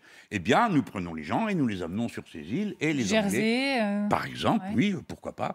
Mais si vous n'avez pas une volonté implacable... Mais qu'est-ce qu'ils vont devenir sur ces îles? Est-ce que leur destin sera meilleur bien sûr, parce que les Anglais sont un grand peuple civilisé. Ils ont d'ailleurs fait la preuve à de nombreuses reprises qu'ils l'étaient, et que nous, Français, nous leur devons beaucoup pour leur résistance, notamment pendant la guerre, je le dis très sérieusement. Mais donc, ils feront ce qu'il faut avec les gens qui sont là. Ils traiteront leurs dossiers un par un. Celui-ci, on veut, celui-là, on ne veut pas. Vous retournez chez vous. Vous avez le droit d'entrer, etc. Mais si les Français ne font pas preuve d'une volonté implacable, si au premier coup de gueule de M. Johnson, on court voir les autres voisins pour dire on va s'arranger entre nous pour nous les repasser, ça veut dire qu'une fois de plus, la France est humiliée, abaissée, personne ne tient compte de ce qu'elle dit. Beaucoup ont dit Emmanuel Macron a fait preuve de fermeté dans sa réponse avec Boris Johnson, le ministre de l'Intérieur qui n'a pas été convié à la réunion de cet après-midi. La réponse sèche. Un début seulement. Mais c'est un bon début.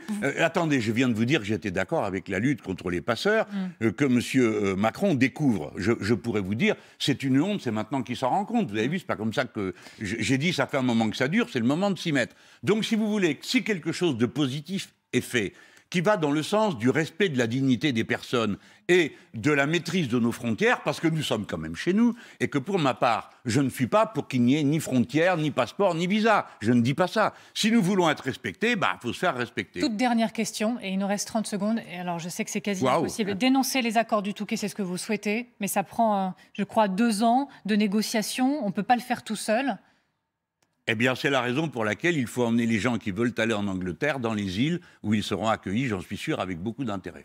Jean-Luc Mélenchon, je vous remercie. Merci. Je vous remercie d'avoir été l'invité dans toute franchise ce soir. Je disais donc J-7 avant le meeting de lancement de l'Union populaire, le programme. Alors, il a lieu à la Défense. Alors, pardon, juste comme il doit rester une seconde. C'est à la Défense parce qu'on nous avait dit au Zénith, on ne peut pas tout élouer pour des concerts. Donc, vous saurez que M. Zemmour avait réservé, il y a plus de 2 mois, son Zénith en faisant semblant de ne pas être candidat. Info Jean-Luc Mélenchon. Merci beaucoup. Merci. Jean-Luc Mélenchon d'avoir été notre invité. Bonne soirée à vous. C'est l'heure du duel. Inédit ce soir, Luc Ferry et Dominique de Villepin.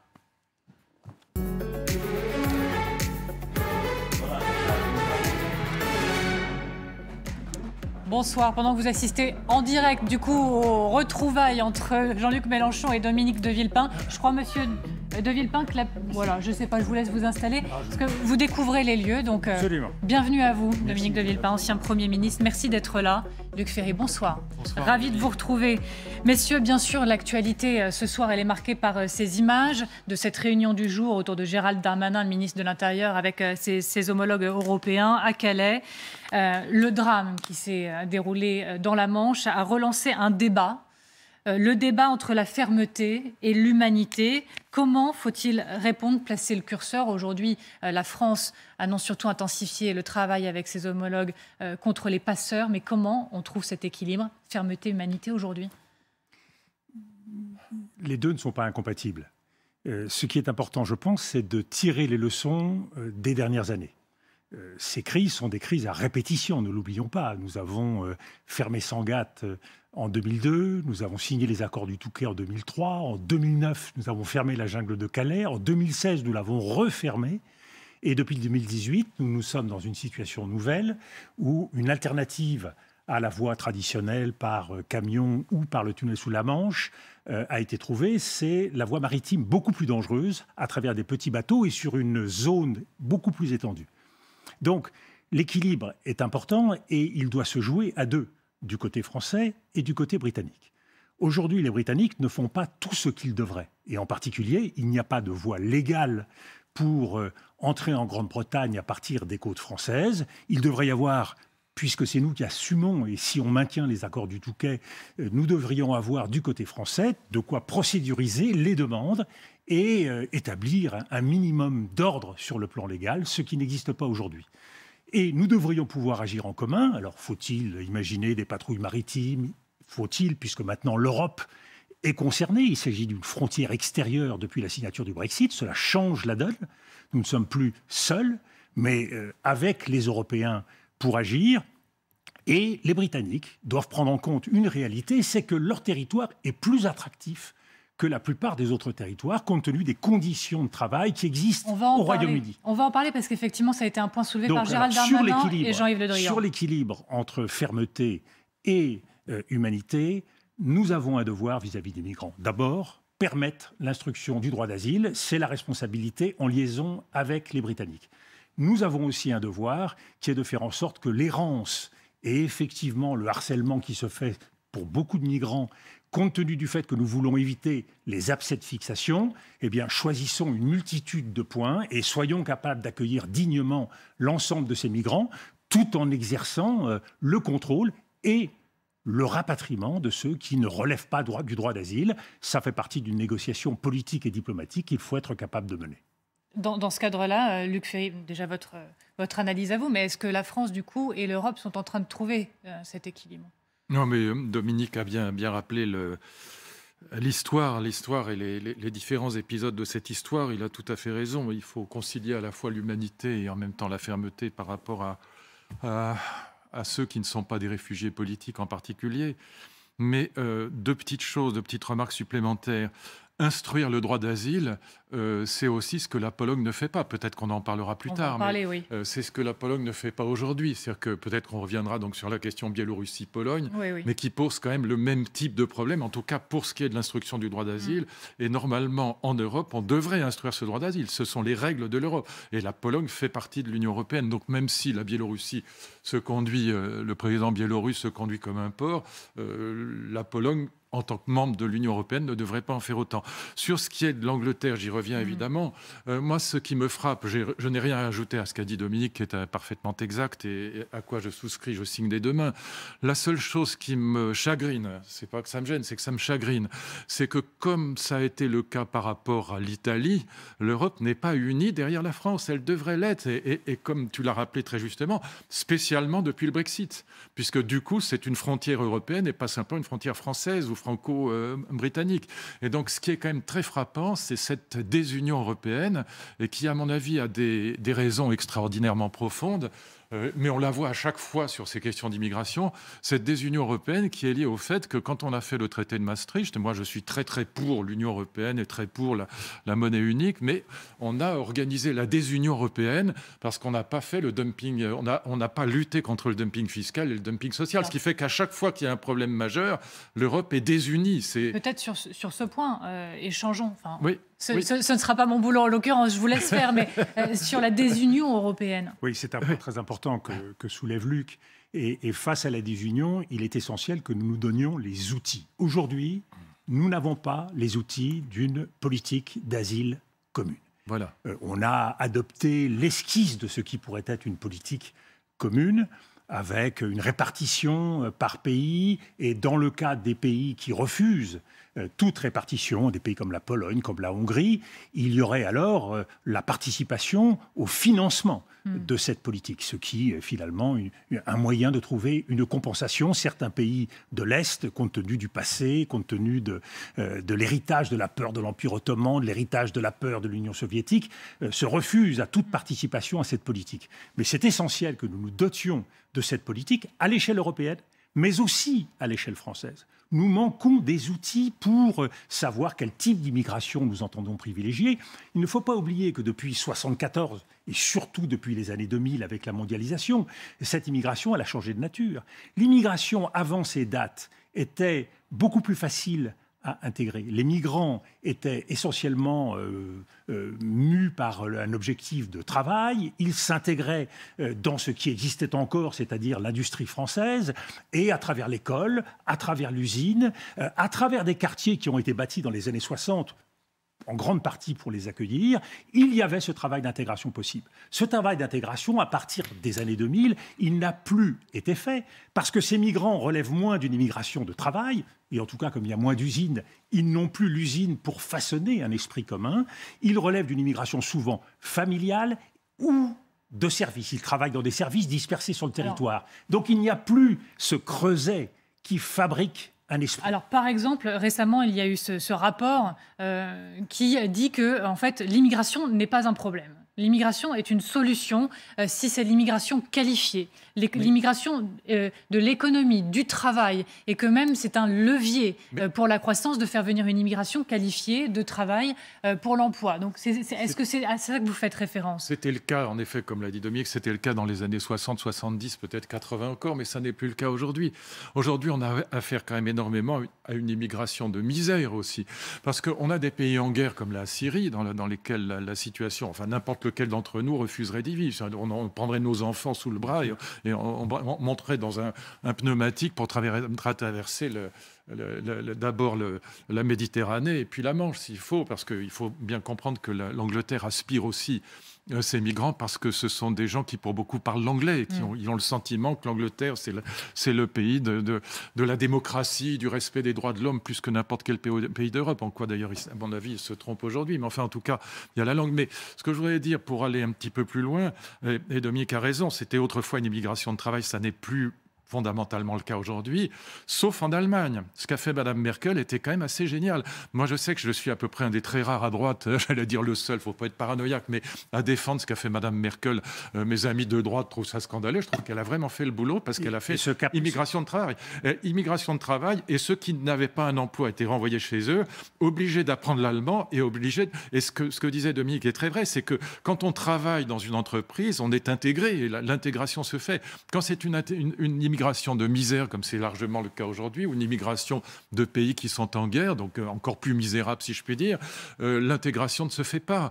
Et donc on a raté ça vraiment, on a raté cette intégration et ça ne va pas s'arranger pour une raison qui est évidente, c'est que nos vieux pays de l'Ouest sont des pays d'une douceur extrême par rapport à la Syrie ou par rapport à l'Afghanistan ou par rapport à d'autres pays d'immigration. C'est des pays d'immenses richesses. Mais Luc, c'est la raison pour laquelle de nombreux responsables politiques, de tous bords, mais surtout de gauche, disent mais il faut régler le problème à l'origine, faire en sorte que dans ces pays-là... le développement se fasse. Mais oui, mais et que ces populations... Il n'y a pas de baguette magique. Évidemment que c'est la solution, mais s'il n'y a pas de baguette magique... Il n'y a pas effectivement une politique face à l'immigration qui puisse marcher. On a l'illusion... Et ça marque beaucoup le paysage politique français. On a l'illusion de croire que c'est la répression la solution. Pas plus que la guerre contre le terrorisme ne marche, pas plus la guerre contre l'islamisme, pas plus la guerre contre les migrants. C'est absurde. Il y a une multiplicité de politiques à mettre en œuvre, dont effectivement une politique à la source, d'abord pour essayer d'éviter les crises. Avant que les crises ne se produisent, eh bien faire en sorte par l'action diplomatique qu'on soit mobilisé, ne pas agir seul, la France, l'Union européenne, le Royaume-Uni. Prenez la crise éthiopienne qui se développe jour après jour, elle est susceptible de nous envoyer une quantité de migrants très importante. Prenez la situation soudanaise qui se dégrade en dépit d'un Premier ministre qui est revenu aux affaires dans des conditions très discutables. À chaque fois, il y a là la source de tensions tout à fait considérable qui explique ce flux migratoire. Ça a été le cas du Moyen-Orient, c'est le cas aujourd'hui pour un certain nombre de pays de la Corne de l'Afrique, ce sera le cas demain pour les pays du Maghreb, en cas de détérioration encore plus grande, quand on voit la situation entre le Maroc et l'Algérie, on peut être inquiet. Donc, c'est une menace extrêmement importante. Nous ne sommes qu'au début. Et donc, quelle intervention? Comment faire pour résoudre cette équation de base à la base? Certainement pas ce que nous avons fait depuis 15 ans. Depuis 15 ans, nous avons utilisé la force et ajouté de la violence à la violence, ce qui n'a pu qu'accroître les risques. C'est ce qu'ont fait les Américains en Irak. Les Américains en Irak sont responsables de mouvements de population très importants. La politique en Syrie de la même façon, la politique afghane de la même façon. Donc, nous devons jouer un rôle pour essayer d'arriver à trouver des réponses politiques, diplomatiques. C'est parfois difficile. Il faut parfois renoncer à être jusqu'au-boutiste, y compris sur certains grands principes, pour trouver de bons compromis. Par exemple, la tentation est très grande de se laver les mains ou de se les couper pour ne jamais se compromettre avec la Russie, avec la Biélorussie, avec la Chine, avec toute une série de régimes autoritaires. L'action diplomatique, elle doit être soucieuse de pragmatisme. Et nous pourrions faire, et ça je le dis en tant qu'ancien diplomate, beaucoup plus que nous ne faisons. À commencer par ne pas casser l'outil diplomatique comme nous le faisons aujourd'hui, où nous venons de supprimer le corps diplomatique d'un trait de plume au bénéfice d'un institut politique, d'études politiques, qui va remplacer l'ensemble des corps d'administrateurs de l'État. Donc, ça tient parfois à des choses qui paraissent peu importantes, la mobilisation, la compétence, le professionnalisme. Nous avons des outils exceptionnels dont nous nous servons pas suffisamment. Luc Ferry. Oui, moi je l'ai dit, je suis d'accord. La suppression de l'ENA est purement démagogique et c'est en effet catastrophique, même si ça fait plaisir à beaucoup de Français parce qu'ils ne savent pas de quoi il s'agit. Et en effet, ça avait été créé par le général de Gaulle. C'était un lieu de recrutement, en effet, des diplomates, mais pas seulement des diplomates, qui était extrêmement important et ça évitait le copinage. Et c'était le système des concours républicains. Je ne vois pas ce qu'on peut reprocher à cette école qui fonctionnait au contraire de et qui était devenue une marque. Ce qui, dans le monde contemporain, est essentiel. On met des décennies, on dépense des milliards pour acheter des marques. C'était une marque unique. Bien sûr. Et c'était la seule grande école connue à l'étranger. Il faut quand même le rappeler, parce que la rue d'Ulm, où j'ai enseigné pendant 15 ans, est complètement inconnue à l'étranger, même si c'est une très grande école. Polytechnique est encore un peu connue, mais enfin, Sciences Po, pas du tout. La rue d'Ulm, pas du tout. La rue d'Ulm, c'est l'école normale. L'ENA était imitée partout. En Argentine, dans les pays d'Afrique, partout. Au Moyen-Orient. Deux choses, simplement, soit pour peut-être terminer sur cette crise des migrants. La première chose, c'est que c'est la gauche qui a, notamment par la voix de François Mitterrand, qui a parlé pour la première fois de seuil de tolérance. Même si on n'aime pas la formule, Rocard, la misère du monde, on est obligé d'en tenir compte. C'est-à-dire qu'évidemment, il y a un travail à faire à l'étranger, il y a le travail diplomatique, le travail sur le développement des pays qui viennent chez nous parce qu'ils ne sont pas développés et qui s'imaginent que c'est l'Eldorado dans la vieille Europe. Mais il y a aussi à l'intérieur une question dont on ne peut pas ne pas tenir compte, c'est la question en effet des seuils de tolérance.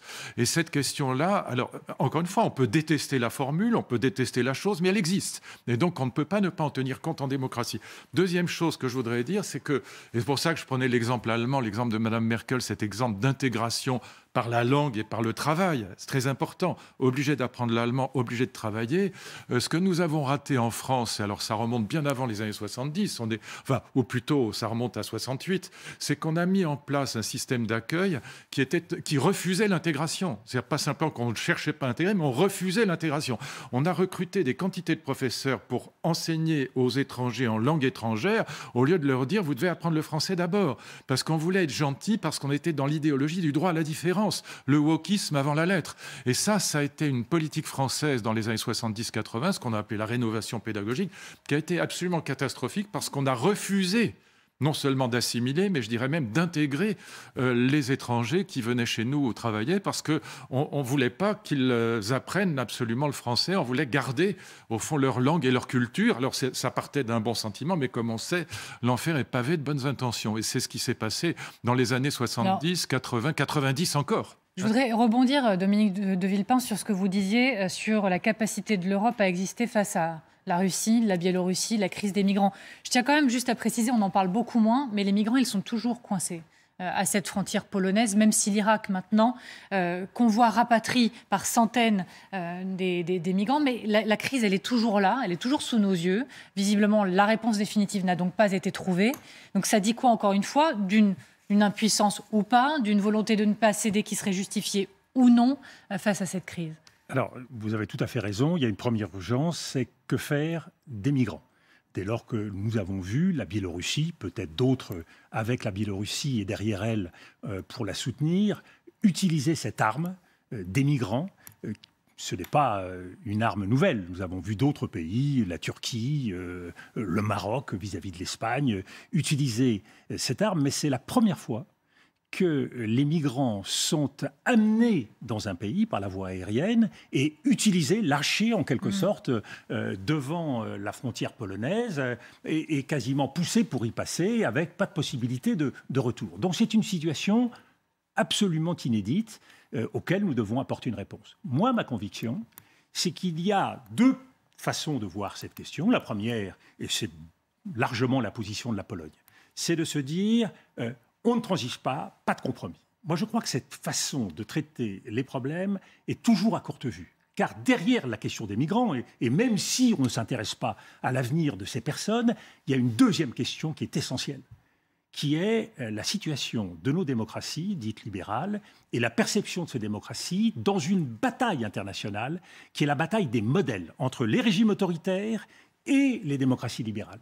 Les démocraties libérales sont de plus en plus perçues dans le monde d'aujourd'hui, j'ai encore la chance de pouvoir voyager, comme échouant, c'est-à-dire comme incapables d'allier le respect de la souveraineté du peuple et le respect des libertés publiques. Nous apparaissons faibles, peureux et multiplions les entorses.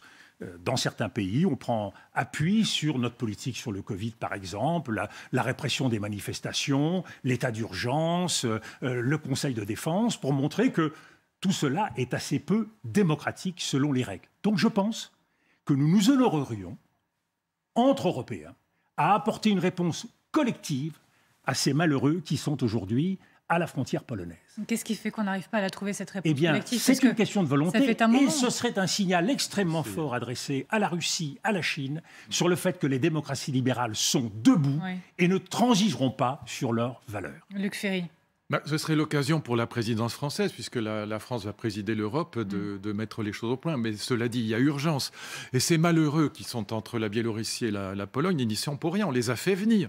Ils y ont cru. C'est absolument pas de leur faute. Donc c'est pas des clandestins violents qu'on va rejeter dehors comme le fait la Pologne. Parce que la Pologne ne respecte pas les règles et les lois qui sont celles de l'Union européenne. Puisque normalement, quand un immigrant a franchi une frontière de l'Europe, on est obligé d'examiner sa situation, de voir si c'est un réfugié politique, quitte à le renvoyer chez lui après. Mais en tout cas, elle ne respecte pas les règles. Donc la Biélorussie et la Pologne se conduisent mal. Et c'est vrai que sur le cas particulier, quelle est la solution? Moi, je vous dis très clairement les choses. La solution, elle est assez simple. C'est qu'il y a 28 pays dans l'Union européenne, si mes souvenirs sont bons. Ils devraient se partager, parce que c'est 4000 personnes, c'est rien. C'est très peu. Mais en disant, OK, là, on partage, parce que sinon, c'est Poutine qui va trouver la solution. Parce que Poutine, qui est derrière la Biélorussie, il n'est pas derrière pour fomenter un mauvais coup, il est derrière pour montrer que c'est lui qui est le type qui est capable de régler le problème, de mais donc régler c'est le dire conflit. que c'est quand même donc, Vladimir Poutine qui est derrière tout ça. Pardon ? Ça veut dire que c'est Vladimir Poutine qui est aussi, qui pas instrumentalise pour la ce qu'on situation. Enfin, c'est ce que je comprends, c'est la thèse que je défends, peut-être que je me trompe, mais ce que je comprends de la politique de Poutine, c'est pas lui qui pousse derrière Loukachenko, derrière la Biélorussie, ou s'il l'a fait, c'est pas pour ce qu'on croit, c'est pas simplement pour embêter l'Union européenne, pour la mettre en difficulté et la déstabiliser, c'est parce qu'il veut apparaître in fine, vu que l'Europe est incapable de trouver la solution, comme celui qui va trouver la solution. Il est tout sauf idiot, c'est un joueur d'échecs. Et donc, je trouve que l'Europe s'honorerait à faire deux choses, à dire d'abord, on règle le problème de ces malheureux, parce que ces 4000 personnes, on est 28 pays, c'est rien. Mais alors on dit appel d'air. Non, pas d'appel d'air, parce qu'on va trouver une vraie solution. Alors est-ce que ça doit passer, comme le dit Barnier, par un moratoire, le temps de trouver vraiment vraiment une solution européenne à cette question de l'immigration, ce qu'on est loin d'avoir trouvé pour l'instant, comme Dominique le rappelait. C'est possible, mais en tout cas, ce problème-là, ponctuel de 4 000 ou 5 000 personnes, il doit être réglé par un partage de ces personnes dans l'Union européenne, avec évidemment, ça ne veut pas dire qu'on les intègre, hein, ça veut dire qu'on regarde leur cas, c'est-à-dire qu'on examine leur cas. Est-ce que ce sont des réfugiés politiques? Est-ce qu'on doit les garder? Ou au contraire, les renvoyer chez eux? C'est ça la solution. Le moratoire, du coup, Dominique de Villepin, est-ce la bonne solution? Non, je ne crois pas. Le moratoire, c'est une suspension temporaire, mais je ne pense pas qu'il aurait grande efficacité. On ne peut pas interrompre, par exemple, le droit d'asile, on ne peut pas interrompre certaines demandes qui sont faites en matière d'étudiants, par exemple. Donc le moratoire, il y aurait suffisamment de trous dans ce moratoire pour qu'il ne soit pas efficace, ou en tout cas perçu comme tel. Donc, une fois de plus, efficace, ouais. à qui parle-t-on? Est-ce qu'on parle aux opinions publiques? Quand des mesures répressives sont prises vis-à-vis des migrants en Europe de l'Est, toutes les pancartes sont dans le pays, dans la langue du pays local. C'est-à-dire que chacun parle à son opinion publique. On se moque des problèmes, on se moque des migrants, on se moque de la réalité des grands enjeux qui sont à traiter, la prolifération, le terrorisme. Tout ça est fait à travers le prisme de la politique intérieure. Il faut apprendre à marquer des points et à régler des problèmes. Et c'est là où les régimes autoritaires sont plus performants que nous. Vladimir Poutine, qu'est-ce qu'il a à montrer à son pays? Et qu'est-ce qui fait qu'aujourd'hui un Russe est fier, en dépit de tout, de ce qui se passe dans son pays? Ils ont repris la Crimée. Ils ont marqué des points au Moyen-Orient. Nous avons été évincés du Moyen-Orient, éjectés du traitement des crises. Aujourd'hui, nous n'aurons pas notre mot à dire sur la situation de la Syrie, un petit peu sur l'Iran, parce que nous essayons de faire un exercice de rattrapage. Mais nous sommes écartés du traitement des grands enjeux et des grandes situations de crise au plan diplomatique. Et quand nous sommes présents, nous le sommes malheureusement avec de mauvaises raisons et avec de mauvais moyens, c'est-à-dire à travers nos forces armées. Apprenons à nous servir de l'outil politique et de la stratégie diplomatique. C'est beaucoup plus efficace. Et visiblement parfois donc avec les mauvaises réponses, à vous croire, puisque vous pointez du doigt le fait que parfois on donne des réponses pour parler à notre politique intérieure sans se soucier des vrais problèmes de fond. C'est des stratégies de communication. Et ce sont des stratégies qui sont faites pour rassurer nos populations, mais qui ne sont pas efficaces sur le terrain. Je prenais la guerre contre le terrorisme. Ça fait 15 ans qu'on multiplie des interventions. Et ça fait 15 ans qu'on échoue. Les stratégies de répression vis-à-vis des migrants, ça fait plaisir à un certain nombre d'acteurs de la vie politique, ça va être un élément fort de la campagne électorale, mais ça ne porte pas de résultats. Mais c'est un message que vous envoyez à la droite ou pas, Dominique de Villepin? Bien sûr, c'est un message que j'envoie à la droite. Dire aux Britanniques, nous allons remettre sur la table les accords du Touquet. Et nous exigeons qu'il y ait une voie légale. On veut bien être la frontière extérieure de l'Europe et faire le travail à votre place. Parce que il faut que les Français comprennent. Dans quelle situation sommes-nous aujourd'hui vis-à-vis des Britanniques? Nous sommes dans la situation de sous-traitants. Les Britanniques nous sous-traitent et en plus, ils nous engueulent. Alors, il y a un moment où il faut être suffisamment ferme pour dire aux Britanniques, très bien, nous, on est prêts à faire le sale boulot, mais vous allez faire votre travail. Et votre travail, c'est une voie légale, modifier votre législation et faire en sorte que l'attractivité de votre territoire casse un certain nombre d'appels d'air vers le Royaume-Uni. Parce que ce n'est pas la répression qui va limiter le flux. Qu'est-ce qu'ils disent les migrants aujourd'hui? Ils disent, même s'ils ont failli se noyer lors d'une traversée, on recommencera demain. Donc ce n'est pas la répression. Ces gens-là n'ont pas peur du risque. Ils n'ont pas peur même de mourir. Luc Ferry, là je le mets en perspective avec le débat ultra inflammable, je n'ai pas besoin de leur dire, dans notre pays, que vous venez d'évoquer vous-même, messieurs. Mais du coup, Luc Ferry, est-ce que nous, on a le bon niveau de réponse de notre débat politique en pleine campagne électorale, et notamment à droite? Vous voulez dire que la droite parle trop de l'immigration ou vous savez bien que plusieurs voix s'élèvent pour dire que la droite se rétrécit sur les questions d'immigration. Non. Regardez, on en parle nous-mêmes là ici depuis 25 minutes. Les journalistes ne s'intéressent pratiquement depuis un mois et demi qu'à la candidature de Zemmour. Donc chaque fois un autre candidat est invité, on lui demande ce qu'il pense de l'immigration et de Zemmour, parce qu'au fond, immigration égale Zemmour, Zemmour égale immigration. Donc, quand je regarde les programmes de la droite aujourd'hui, j'ai regardé notamment ceux de Xavier Bertrand et de Valérie Pécresse tout à l'heure. Quand on leur demande quelles sont les premières décisions que vous prenez, d'accord ? Donc, est-ce que c'est l'immigration? Pas du tout. Je regarde le programme de Xavier Bertrand. Première décision que vous prenez, si vous êtes à l'Élysée, qu'est-ce que vous faites? 1, je demande la construction de 10 centrales nucléaires. Rien à voir avec l'immigration. 10, il a dit. Xavier Bertrand. Macron dit 6, mais Xavier Bertrand dit 10. Et pourquoi il dit 10 centrales nucléaires? Il explique très bien. C'est 1, pour la souveraineté énergétique de la France, et 2, c'est pour pouvoir décarboner l'industrie. Donc, transition énergétique, écologique. Bon. Donc, deuxième projet, si vous êtes à l'Élysée, qu'est-ce que vous faites? Réponse, augmentation du SMIC à 1 500 € pour tous ceux qui ont un emploi plein.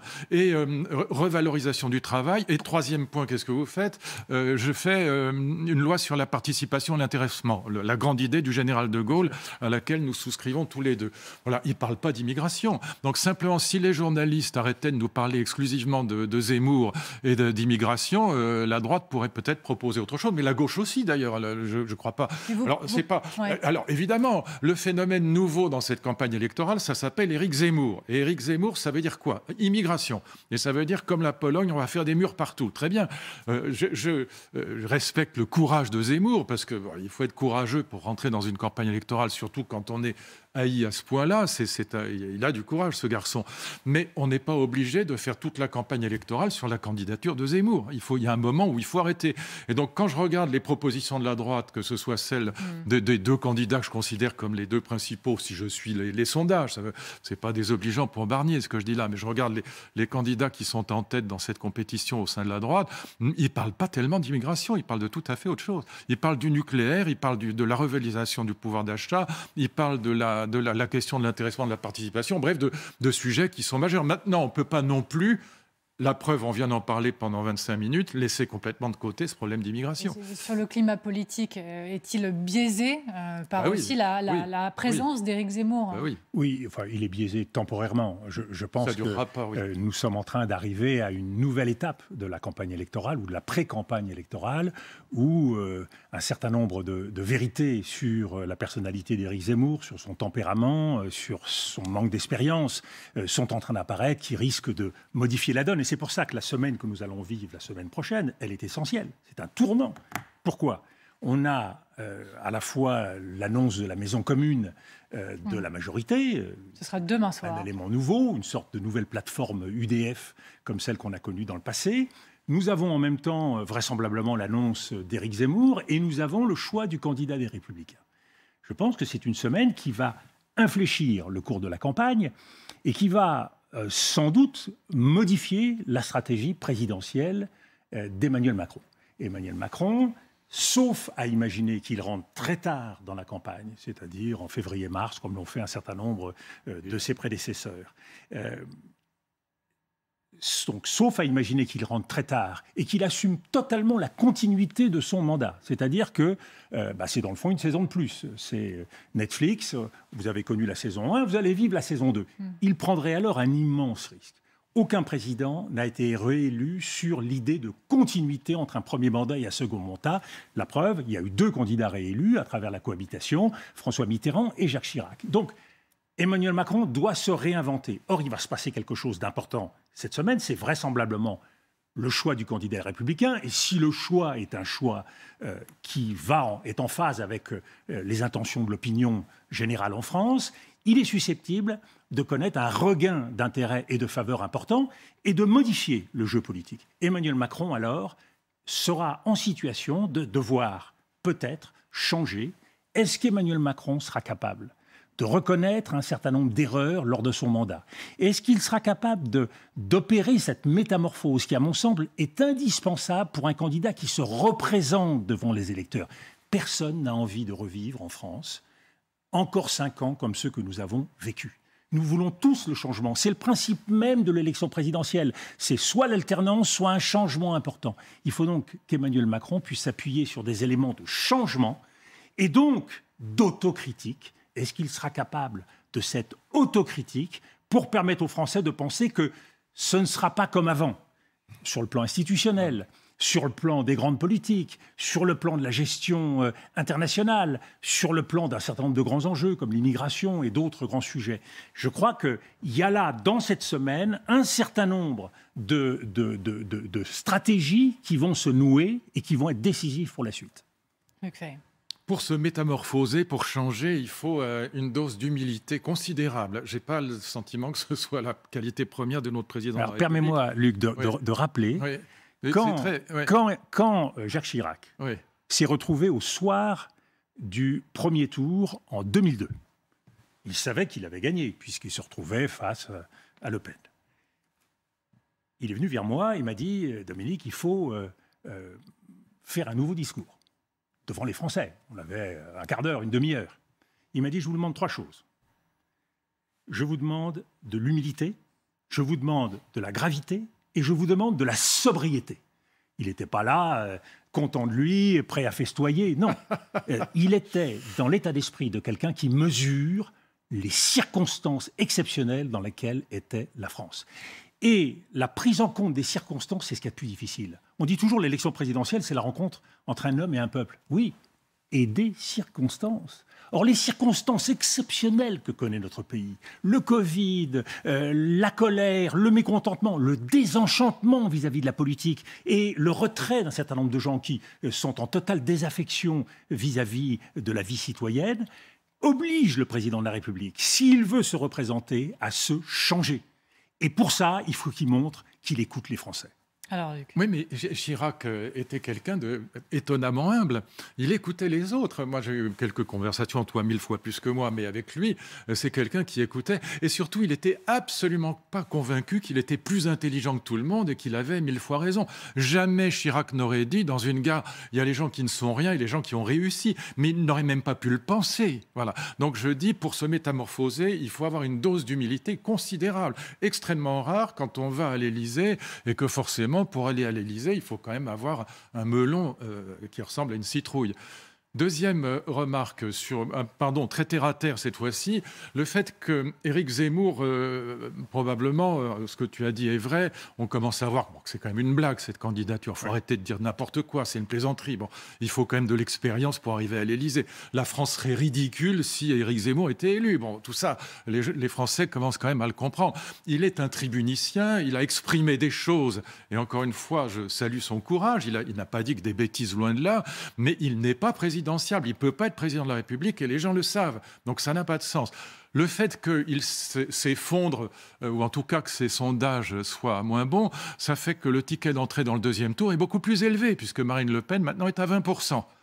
Donc, troisième élément, est-ce que le fait qu'il n'y ait qu'un seul candidat à droite, puisque le 4 décembre, il y aura un seul candidat, ils ont eu l'élégance et l'intelligence, il faut bien dire, de ne pas s'engueuler entre eux, donc ça aide quand même.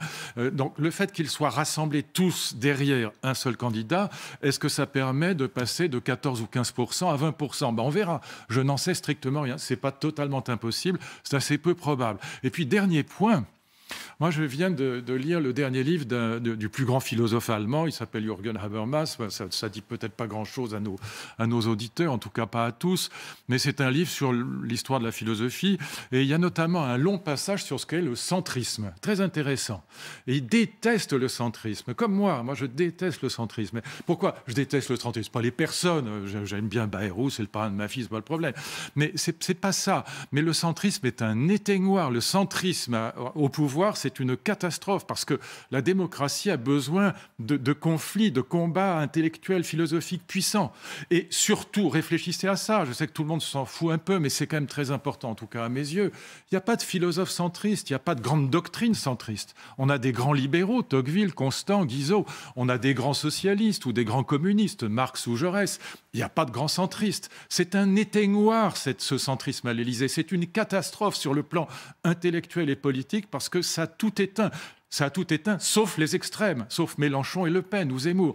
Et donc je pense qu'il faut absolument, c'est pour ça que voilà, je regrette l'effondrement de la gauche, enfin ils n'étaient pas obligés de choisir Madame Hidalgo, je regrette les difficultés de la droite et que la droite s'empaille entre elles, si je puis dire, à 5 au lieu, alors que tout le monde est parti, parce que même si Zemmour et Macron n'ont pas annoncé leur candidature, ils sont quand même candidats, en tout cas Macron le sera. Et donc je regrette cette situation parce que je pense que c'est catastrophique pour un pays que le centrisme soit au pouvoir. On a besoin de débats clairs. Moi, je préfère discuter avec Mélenchon que de discuter avec Alain Poher. Oui, on a besoin de débats clairs. On a d'abord besoin de débats. Or, ce qui s'est passé avec l'arrivée d'Emmanuel Macron, c'est cette idée que le centre pouvait occuper tout l'espace politique et qu'à lui tout seul, il pouvait débattre. Ce qui est un leurre. Le résultat, c'est qu'on a aujourd'hui, et depuis quelques années, un débat entre le centre et les extrêmes, ce qui enferme le choix des Français dans quelque chose d'impossible. Mais n'est-ce pas la responsabilité de la droite ? Justement. Puisque cette droite, en fait, c'est un peu, vous le voyez, là, ça s'est amplifié. Chacun cherche sa droite ces derniers temps. Ça a commencé avec Édouard Philippe et la décomposition qu'a fait travailler Emmanuel Macron. Mais ces derniers jours, on voit bien comment Christian Estrosi, Renaud Muselier d'un côté, ou Éric Ciotti d'un autre va aller voir vous avez raison. Zemmour. Mais la droite sans triomphalisme, et je ne négligerai pas en tout cas l'hypothèse où la droite est capable, à partir de cette semaine, de reconquérir un espace qu'elle avait perdu. Oui. Si avec simplicité, avec humilité, celui ou celle qui sort du chapeau en fin de semaine se met au travail pour marquer le territoire à travers les idées, à travers des propositions, le travail, les territoires, sur des sujets très forts où on a besoin de renouvellement. Il y a un besoin immense de renouvellement. L'idée qu'il n'y a qu'une seule façon de faire de la politique est absurde. On le voit à travers les sujets de l'immigration, on le voit en politique internationale. Il y a des grands choix possibles. Et il y a en tout état de cause un grand manque d'imagination dans les politiques qui sont menées aujourd'hui. Donc je pense que le ou la candidate des Républicains peut tout à coup avoir cette impulsion qui permettrait au sortir d'une nomination, d'une élection, de grappiller les quelques points et de s'avancer vers ce qui pourrait être un deuxième tour. Créer un espoir, c'est ça dont on a besoin. Créer une alternative. Entre vous et moi, c'est ce qu'a fait Éric Zemmour. Éric Zemmour a surfé sur un espoir qui est en train de s'effondrer en ce moment. Il s'agit de reprendre cet espoir. Le jeu des vases communicants est ainsi fait que le candidat des Républicains peut avancer vers les 20% et une fois qu'il s'en approchera, il sera susceptible alors de les dépasser. Vous avez levé le doigt, Luc Ferry. Oui, comme à l'école. Maîtresse d'école. Merci. Non, j'entends ce que dit Dominique et je suis évidemment très proche de lui, d'accord avec lui. Simplement, j'ajouterai une chose, c'est que, et tu le sais comme moi, il n'y a pas de personnalité flamboyante. C'est pas pour être désobligeant que je dis ça. Part. Voilà. Mais nulle part. Nulle part dans le jeu politique français. Si, peut-être à la limite, je dirais que quand Mélenchon tient un discours, je partage à peu près aucune de ses idées, mais quand c'est un grand tribun, on n'a même pas ça, ni à droite ni à gauche aujourd'hui. Enfin, je parle dans la gauche démocratique, au Parti socialiste, et pas non plus à droite. Donc je pense, c'est un point important. C'est pas pour être désagréable avec mes amis, c'est pas du tout pour ça, et c'est pas du tout ça que j'ai en tête. Mais je pense qu'il faut absolument qu'ils insistent aujourd'hui. Il n'y a pas le général de Gaulle, il n'y a même pas Chirac ou Sarkozy ou Pompidou. Bon, et donc les conditions ne sont pas remplies. Il n'y a pas l'homme providentiel ou le flamboyant comme toi, il n'est pas là. Voilà. Et donc il faut insister sur le fait que ce sera une équipe et qu'en revanche, l'équipe sera bien supérieure aux équipes adverses. C'est ça qui est important. Il faut que le prochain candidat de la droite, quand il n'y en aura qu'un, il fasse valoir ce qui va être autour de lui. Parce qu'au-delà de l'élection présidentielle, c'est ça l'important. après les Républicains, il y aura encore les Républicains. C'est ça aussi ce que je veux dire, c'est que qu'est-ce qui va rester de la droite à l'issue de la campagne pour les Républicains, c'est je me tourne vers Éric Zemmour. Amélie, vous avez tout à fait plus raison. Que jamais, ils vont maintenir le parti plus que jamais. C'est pour ça dire que Valérie et Xavier, ça a fait un peu rigoler tout le monde, mais sont revenus dans le parti. Juste un point. L'équipe, il faut qu'ils nomment les gens. Il faut qu'ils nomment des Éric Woerth, des gens qui sont compétents à l'économie, etc. Et donc, on a eu des Thierry Breton, c'est toi d'ailleurs qui l'avais nommé, qui a été le meilleur ministre de l'économie et des finances depuis des années et des années, depuis des décennies même, grâce à toi. D'ailleurs, la période Villepin-Breton, si je peux me permettre de parler comme ça, cette période 2005-2007, croissance qui revient, réduction des déficits et de la dette et réduction du chômage. Et donc, c'était lié à une équipe aussi. Voilà. Et donc, je pense que quand il n'y a pas d'homme providentiel, quand il n'y a pas un flamboyant, un grandiose, comme pouvait être le général de Gaulle ou même comme était Jacques Chirac, parce que Jacques Chirac avait quand même une sacrée allure, bon, il faut jouer sur l'équipe. Voilà. Et donc, je pense qu'on ne peut pas savoir ce qui va se passer à partir du 4 décembre. Le ticket d'entrée sera plus élevé, il sera à 20, 21, peut-être 22%. L'effondrement de Zemmour laisse présager ça, enfin s'il continue, mais c'est pas totalement impossible si on joue cette carte-là. C'est une équipe qui peut gagner. Je partage tout à fait ce que dit Luc. Je rajouterais une deuxième qualité qui me paraît indispensable pour tout gouvernant aujourd'hui, dans une démocratie qui est flageolante, qui est souffrante. Il faut un ou des dirigeants qui tirent les leçons de leurs erreurs. Ah oui. Il y a en France aujourd'hui un besoin de vérité dans la parole publique. Et la vérité, c'est très complexe, surtout aujourd'hui, à l'heure des réseaux sociaux, on a l'impression qu'on peut dire n'importe quoi. Mais il y a un besoin de parler vrai. Je prends quelques références historiques. Le général de Gaulle, quand il est arrivé au pouvoir, après la guerre, en 1958, n'a pas dit aux Français exactement quelle était la réalité de leur pays et de ce qu'ils avaient vécu. Nous étions tous des vainqueurs au lendemain de la guerre. En tout cas, le général de Gaulle voulait nous le faire croire. Dans son discours devant Notre-Dame, il ne parle que de la libération par nous-mêmes, grâce à nos propres forces. Il ne cite pas beaucoup les Alliés. C'est une occultation de l'histoire. Donc, il défend une vérité en essayant de jouer sur notre esprit d'absolu et de transcendance. François Mitterrand, en 1983, quand il prend le grand tournant de la rigueur, il ne dit pas qu'il demande plus d'efforts aux Français et que c'est pour ça qu'il va vers plus d'Europe. Donc, il y a toujours eu en France cet esprit où on occulte une part de la vérité. Je pense qu'aujourd'hui, les Français attendent qu'on leur dise toute la vérité, qu'on ne les prenne pas pour des enfants. Et quand un dirigeant vient devant nous pour nous dire « je fais tout bien, tout est parfait, circuler, il n'y a rien à voir », on ressent tous une sorte d'agacement extrêmement profond. Donc je crois qu'il y a ce devoir de vérité essentiel. Ça, c'est très important. Le deuxième, effectivement, l'esprit d'équipe. Quand j'ai servi la campagne de Jacques Chirac en 1995, Jacques Chirac a eu l'intelligence pour remonter la pente. C'est exactement la situation que connaissent aujourd'hui ou que va connaître le candidat des Républicains. Pour remonter la pente avec un déficit colossal devant Édouard Balladur et les autres candidats. Qu'est-ce qu'il fait Jacques Chirac? Il prend trois lieutenants, Madeleine, Séguin, Alain Juppé, qui vont ferrailler, tous connus. Quelle est la chance du candidat qui va sortir du chapeau à la fin de la semaine? C'est qu'il a la possibilité d'avoir 3 lieutenants qui sont immédiatement opérationnels. Si c'est Xavier Bertrand, il prend Michel Barnier, Valérie Pécresse, Ciotti, il les met en avant sur tous les plateaux de télévision. Vous imaginez la dynamique et la reconnaissance de parole possible. Justement. Donc il y a un créneau, c'est possible. Oui.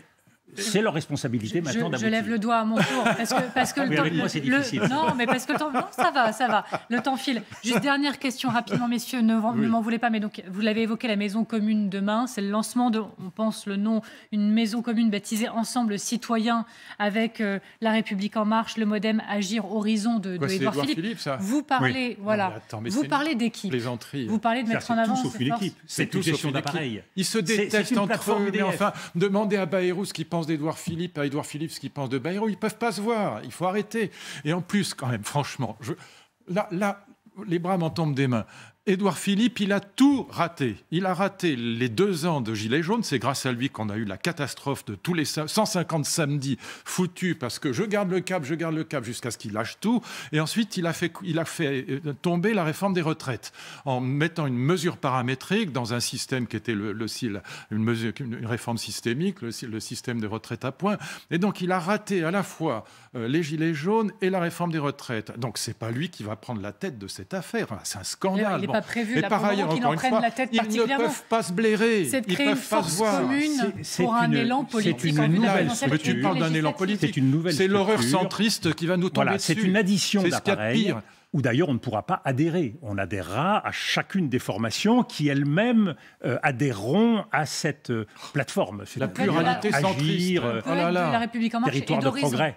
Et la moitié, c'est des traîtres en plus, qui ont trahi leur parti. Oui, non, mais pour Horizon, oui, mais ce n'est pas vrai pour ensemble. Vraiment, c'est grandiose. Ouais. Donc, le candidat des Républicains aujourd'hui est devant une situation nouvelle. Nous le savons tous, celui qui est aujourd'hui le mieux placé et qui est en quelque sorte réélu d'avance, c'est Emmanuel Macron. Il commet, à mon sens, l'erreur de se placer en position de favori et en refusant de reconnaître et d'admettre la moindre critique. Il maintient cette position de favori. Le candidat sortant des Républicains doit être le challenger. Je pense que certaines de ces personnalités, je pense en particulier à Xavier Bertrand, ont aujourd'hui l'épaisseur et la maturité pour faire cette métamorphose que doit permettre l'accession au pouvoir suprême, et qu'à partir de là, peut se créer une dynamique. Mais c'est effectivement un chemin très étroit, très difficile, mais la démocratie française ne se remettra pas facilement d'une absence de débat, je dirais même d'une absence de combat politique légitime et organisé dans le cadre de cette présidentielle. Alors, je voudrais qu'on garde un tout petit peu de temps pour parler de la Guadeloupe, de la situation dans les Antilles. On va parler de Sébastien Lecornu qui est en route pour les Antilles, qui a parlé de l'autonomie, en tout cas de la volonté, de la possibilité d'examiner cette question. Beaucoup. Mais d'abord, si on reprend les choses dans l'ordre, comment vous lisez ce qui se passe là-bas? Sentiment de défiance, sentiment d'abandon, une tension qui appartient aux Antilles, à ces territoires, ou quelque chose de plus généralisé jusqu'à l'Hexagone? Votre lecture? Moi c'est un territoire que je connais bien, j'y ai des vrais amis, et donc c'est pas pour moi un territoire de vacances touristiques, c'est autre chose que ça. Et j'ai souvent été invité comme comme professeur de philosophie, enfin peu importe. Et donc je pense que parler d'autonomie est très délicat, parce que pour les indépendantistes, qui sont minoritaires en Guadeloupe, c'est beaucoup plus minoritaire qu'en Martinique, parler d'autonomie, c'est pas satisfaisant pour les indépendantistes, et c'est très inquiétant pour ceux qui sont anti-indépendantistes, parce qu'ils voient le loup entrer dans la bergerie. Deuxièmement, je pense qu'on sous-estime l'aspect culturel du problème, parce que d'abord et avant tout, c'est un mouvement un peu comme le mouvement des Gilets jaunes, c'est un mouvement anti-vax et anti-pass. Pourquoi c'est un mouvement anti-vax et anti-pass? On est quand même dans un territoire où on est convaincu que c'est un territoire ancestral, c'est un territoire dans lequel on pense qu'il y a des traditions médicales, ce qu'on appelle les médecines douces chez nous. On parlerait plutôt là-bas de médecine ancestrale, et qu'on va plutôt se soigner avec des potions, je dirais pas magiques, avec des herbes, avec des plantes, avec des brouets divers, et qu'on sait ce qu'on a à faire d'une maladie, et que au fond, ces vaccins ARN importés des États-Unis ou de la métropole et de Paris, c'est quelque chose qui est très, très suspect aux yeux d'une grande partie, ou en tout cas d'une partie importante de la population de la Guadeloupe. Et donc, je pense qu'on sous-estime le problème culturel. Évidemment, tout le monde l'a dit, il y a des problèmes structurels, d'infrastructures, d'investissement nécessaires en Guadeloupe pour que tout le monde ait de l'eau toute la journée, ce qui est quand même un minimum dans un territoire français. Bon, mais on sous-estime le problème politique en parlant d'autonomie. Je pense que on est assis entre deux chaises, pour dire les choses élégamment. Et puis le problème culturel, et donc je pense qu'il faudrait beaucoup plus, et puis ce sont des gens qui ne supportent pas qu'on les prenne de haut. Et donc je pense qu'il faudrait vraiment qu'on ait un ministre qui soit là-bas capable d'expliquer sérieusement ce que c'est qu'un vaccin ARN, et puis dire après tout, si vous n'en voulez pas, tant pis pour vous, c'est dommage. Mais on est obligé de rétablir l'accès à l'hôpital, parce que ça c'est vital. Dominique de Villepin. Oui, à la fois sur l'aspect sécurité et sur l'aspect sanitaire, je crois qu'il faut respecter les lois de la République, et partout, donc bien évidemment dans l'outre-mer. Il y a, comme le souligne très bien Luc, un problème culturel. Il y a peut-être aussi dans l'appareil d'État une méconnaissance de la réelle nature de notre dette vis-à-vis de l'outre-mer. L'outre-mer, c'est un enjeu majeur pour la France. Imaginez que nous n'ayons pas l'outre-mer. Mais la France n'est plus la France. Je crois qu'il faut bien le comprendre. Notre présence à travers les 5 continents, dans les Caraïbes, dans le Pacifique, l'Indo-Pacifique, l'océan Indien, l'outre-mer est un enjeu de puissance essentiel pour nous, de rayonnement pour la France essentiel. Donc nous avons l'obligation de faire davantage. il y a les scandales dont on a parlé, le chlordécone, la gestion de l'eau, la compensation qui a été faite vis-à-vis des béquets en 1849, qui n'est toujours pas passée dans le gosier des Guadeloupéens et des Antillais. Donc il y a des scandales, il y a des problèmes structurels qu'il faudrait enfin traiter. Quand on voit la situation des transports dans ces îles, effectivement, ils sont soumis à la voiture. On a le même profil que celui des Gilets jaunes. Ils ne peuvent pas s'en passer. Donc la hausse des prix de l'énergie, la hausse des tarifs alimentaires, tout ça, ce sont des choses qui pèsent très fortement sur la population. Et il y a un besoin, effectivement, de gestion compréhensible. Et c'est pour cela qu'il était essentiel que M. Lecornu parte là-bas. On ne peut pas gérer l'outre-mer depuis Paris toute la journée. Et le ministre avait sa place dans la crise, sur place. Mais je pense qu'il faut que nous acceptions et nous regardions sans arrogance, sans condescendance. Ce qui me gêne un petit peu dans la façon de parler de l'autonomie, c'est que c'est une façon de dire, bon, bah, écoutez, si vous n'êtes pas content, partez. Non, l'outre-mer, c'est, mais de façon fondamentale, lié au devenir français. La France sans l'outre-mer, ça ressemble beaucoup à la Belgique. Et ils ne veulent pas être abandonnés en plus. Quand on parle d'autonomie, beaucoup comprennent ça comme une tentative d'abandon, en se disant « Ah bon, si on pouvait se débarrasser d'eux, ce serait formidable ». Et en effet, d'un point de vue géopolitique, les Antilles sont absolument vitales pour la France. Donc, et encore une fois, autonomie, qu'est-ce que ça veut dire? Est-ce que ça veut dire indépendance? Est-ce que ça veut dire une gestion un petit peu particulière? Il faudrait au moins que les choses soient précisées. Mais employer ce terme est, à mon avis, extrêmement maladroit. Et encore une fois, il faudrait... Alors, certains propose que, puisque les vaccins ARN messagers sont mal reçus, on donne des vaccins de type traditionnel, de type Pasteur, avec un virus éteint, je sais pas. Moi, je comprends ça. Mieux vaut être vacciné avec un mauvais vaccin ou un vaccin moins efficace qu'avec pas de vaccin du tout. Mais c'est quand même dommage parce que ce vaccin ARN messager, c'est un coup de génie. Il est le plus safe, pardon pour le mauvais français, il est le plus sûr de tous les vaccins qu'on ait inventés dans l'histoire de la vaccination. Donc, ce serait dommage de ne pas expliquer les choses. Et ces gens-là sont tous au idiots. Et même s'il y a un arrière-fond culturel de médecine traditionnelle, il y a des médecins, on en connaît des médecins qui sont formidables là-bas et qui peuvent, des médecins guadeloupéens, martiniquais et patents, et ils peuvent très bien être les relais de cette compréhension scientifique. Pardon. Moins d'une minute, et j'ai juste une ultime question. La crise sanitaire nous rattrape à nouveau, le variant, et c'est la question de la fermeture des frontières à nouveau qui se pose, d'ailleurs, qui devient très concrète. Par exemple, Israël, c'est pour 3 semaines. Le Maroc. Voilà. Donc, votre inquiétude, c'est elle est aussi géopolitique. Non, vous êtes pas la aussi, solution. Non, vous êtes aussi observateur de la tectonique des plaques qui a souffert de cette crise. Qu'est-ce qu'il faut craindre si à nouveau on devait tout refermer? C'est pour l'économie mondiale, pour l'équilibre de nos sociétés, évidemment une menace extrêmement lourde. Cela changerait beaucoup de choses. Toutes les perspectives de reprise, de croissance, le choc pour notre économie serait tout à fait considérable. En même temps, il faut être prudent. Donc, je crois que vis-à-vis des destinations les plus touchées, on a un devoir d'évaluation de la contagiosité de ce virus, un devoir aussi de faire le point très rapidement sur la possibilité d'avoir la pharmacopée, les vaccins adaptés qui permettent de faire face à cela et de les mettre à la disposition du grand public dès qu'on peut. Mais il y a une urgence manifeste, il faut prendre l'affaire très au sérieux. Si on ne vaccine pas le tiers-monde, on n'y arrivera jamais, parce que les variants, il y en aura d'autres et on n'y arrivera jamais si on ne vaccine pas le tiers-monde. Merci beaucoup, messieurs. Luc Ferry, Dominique de Villepin, merci, bienvenue. Merci beaucoup. Je vous souhaite une très belle soirée à tous. Vous avez rendez-vous avec Darius Rochebin et notamment Fabrice Lucchini dans quelques instants. Très belle soirée.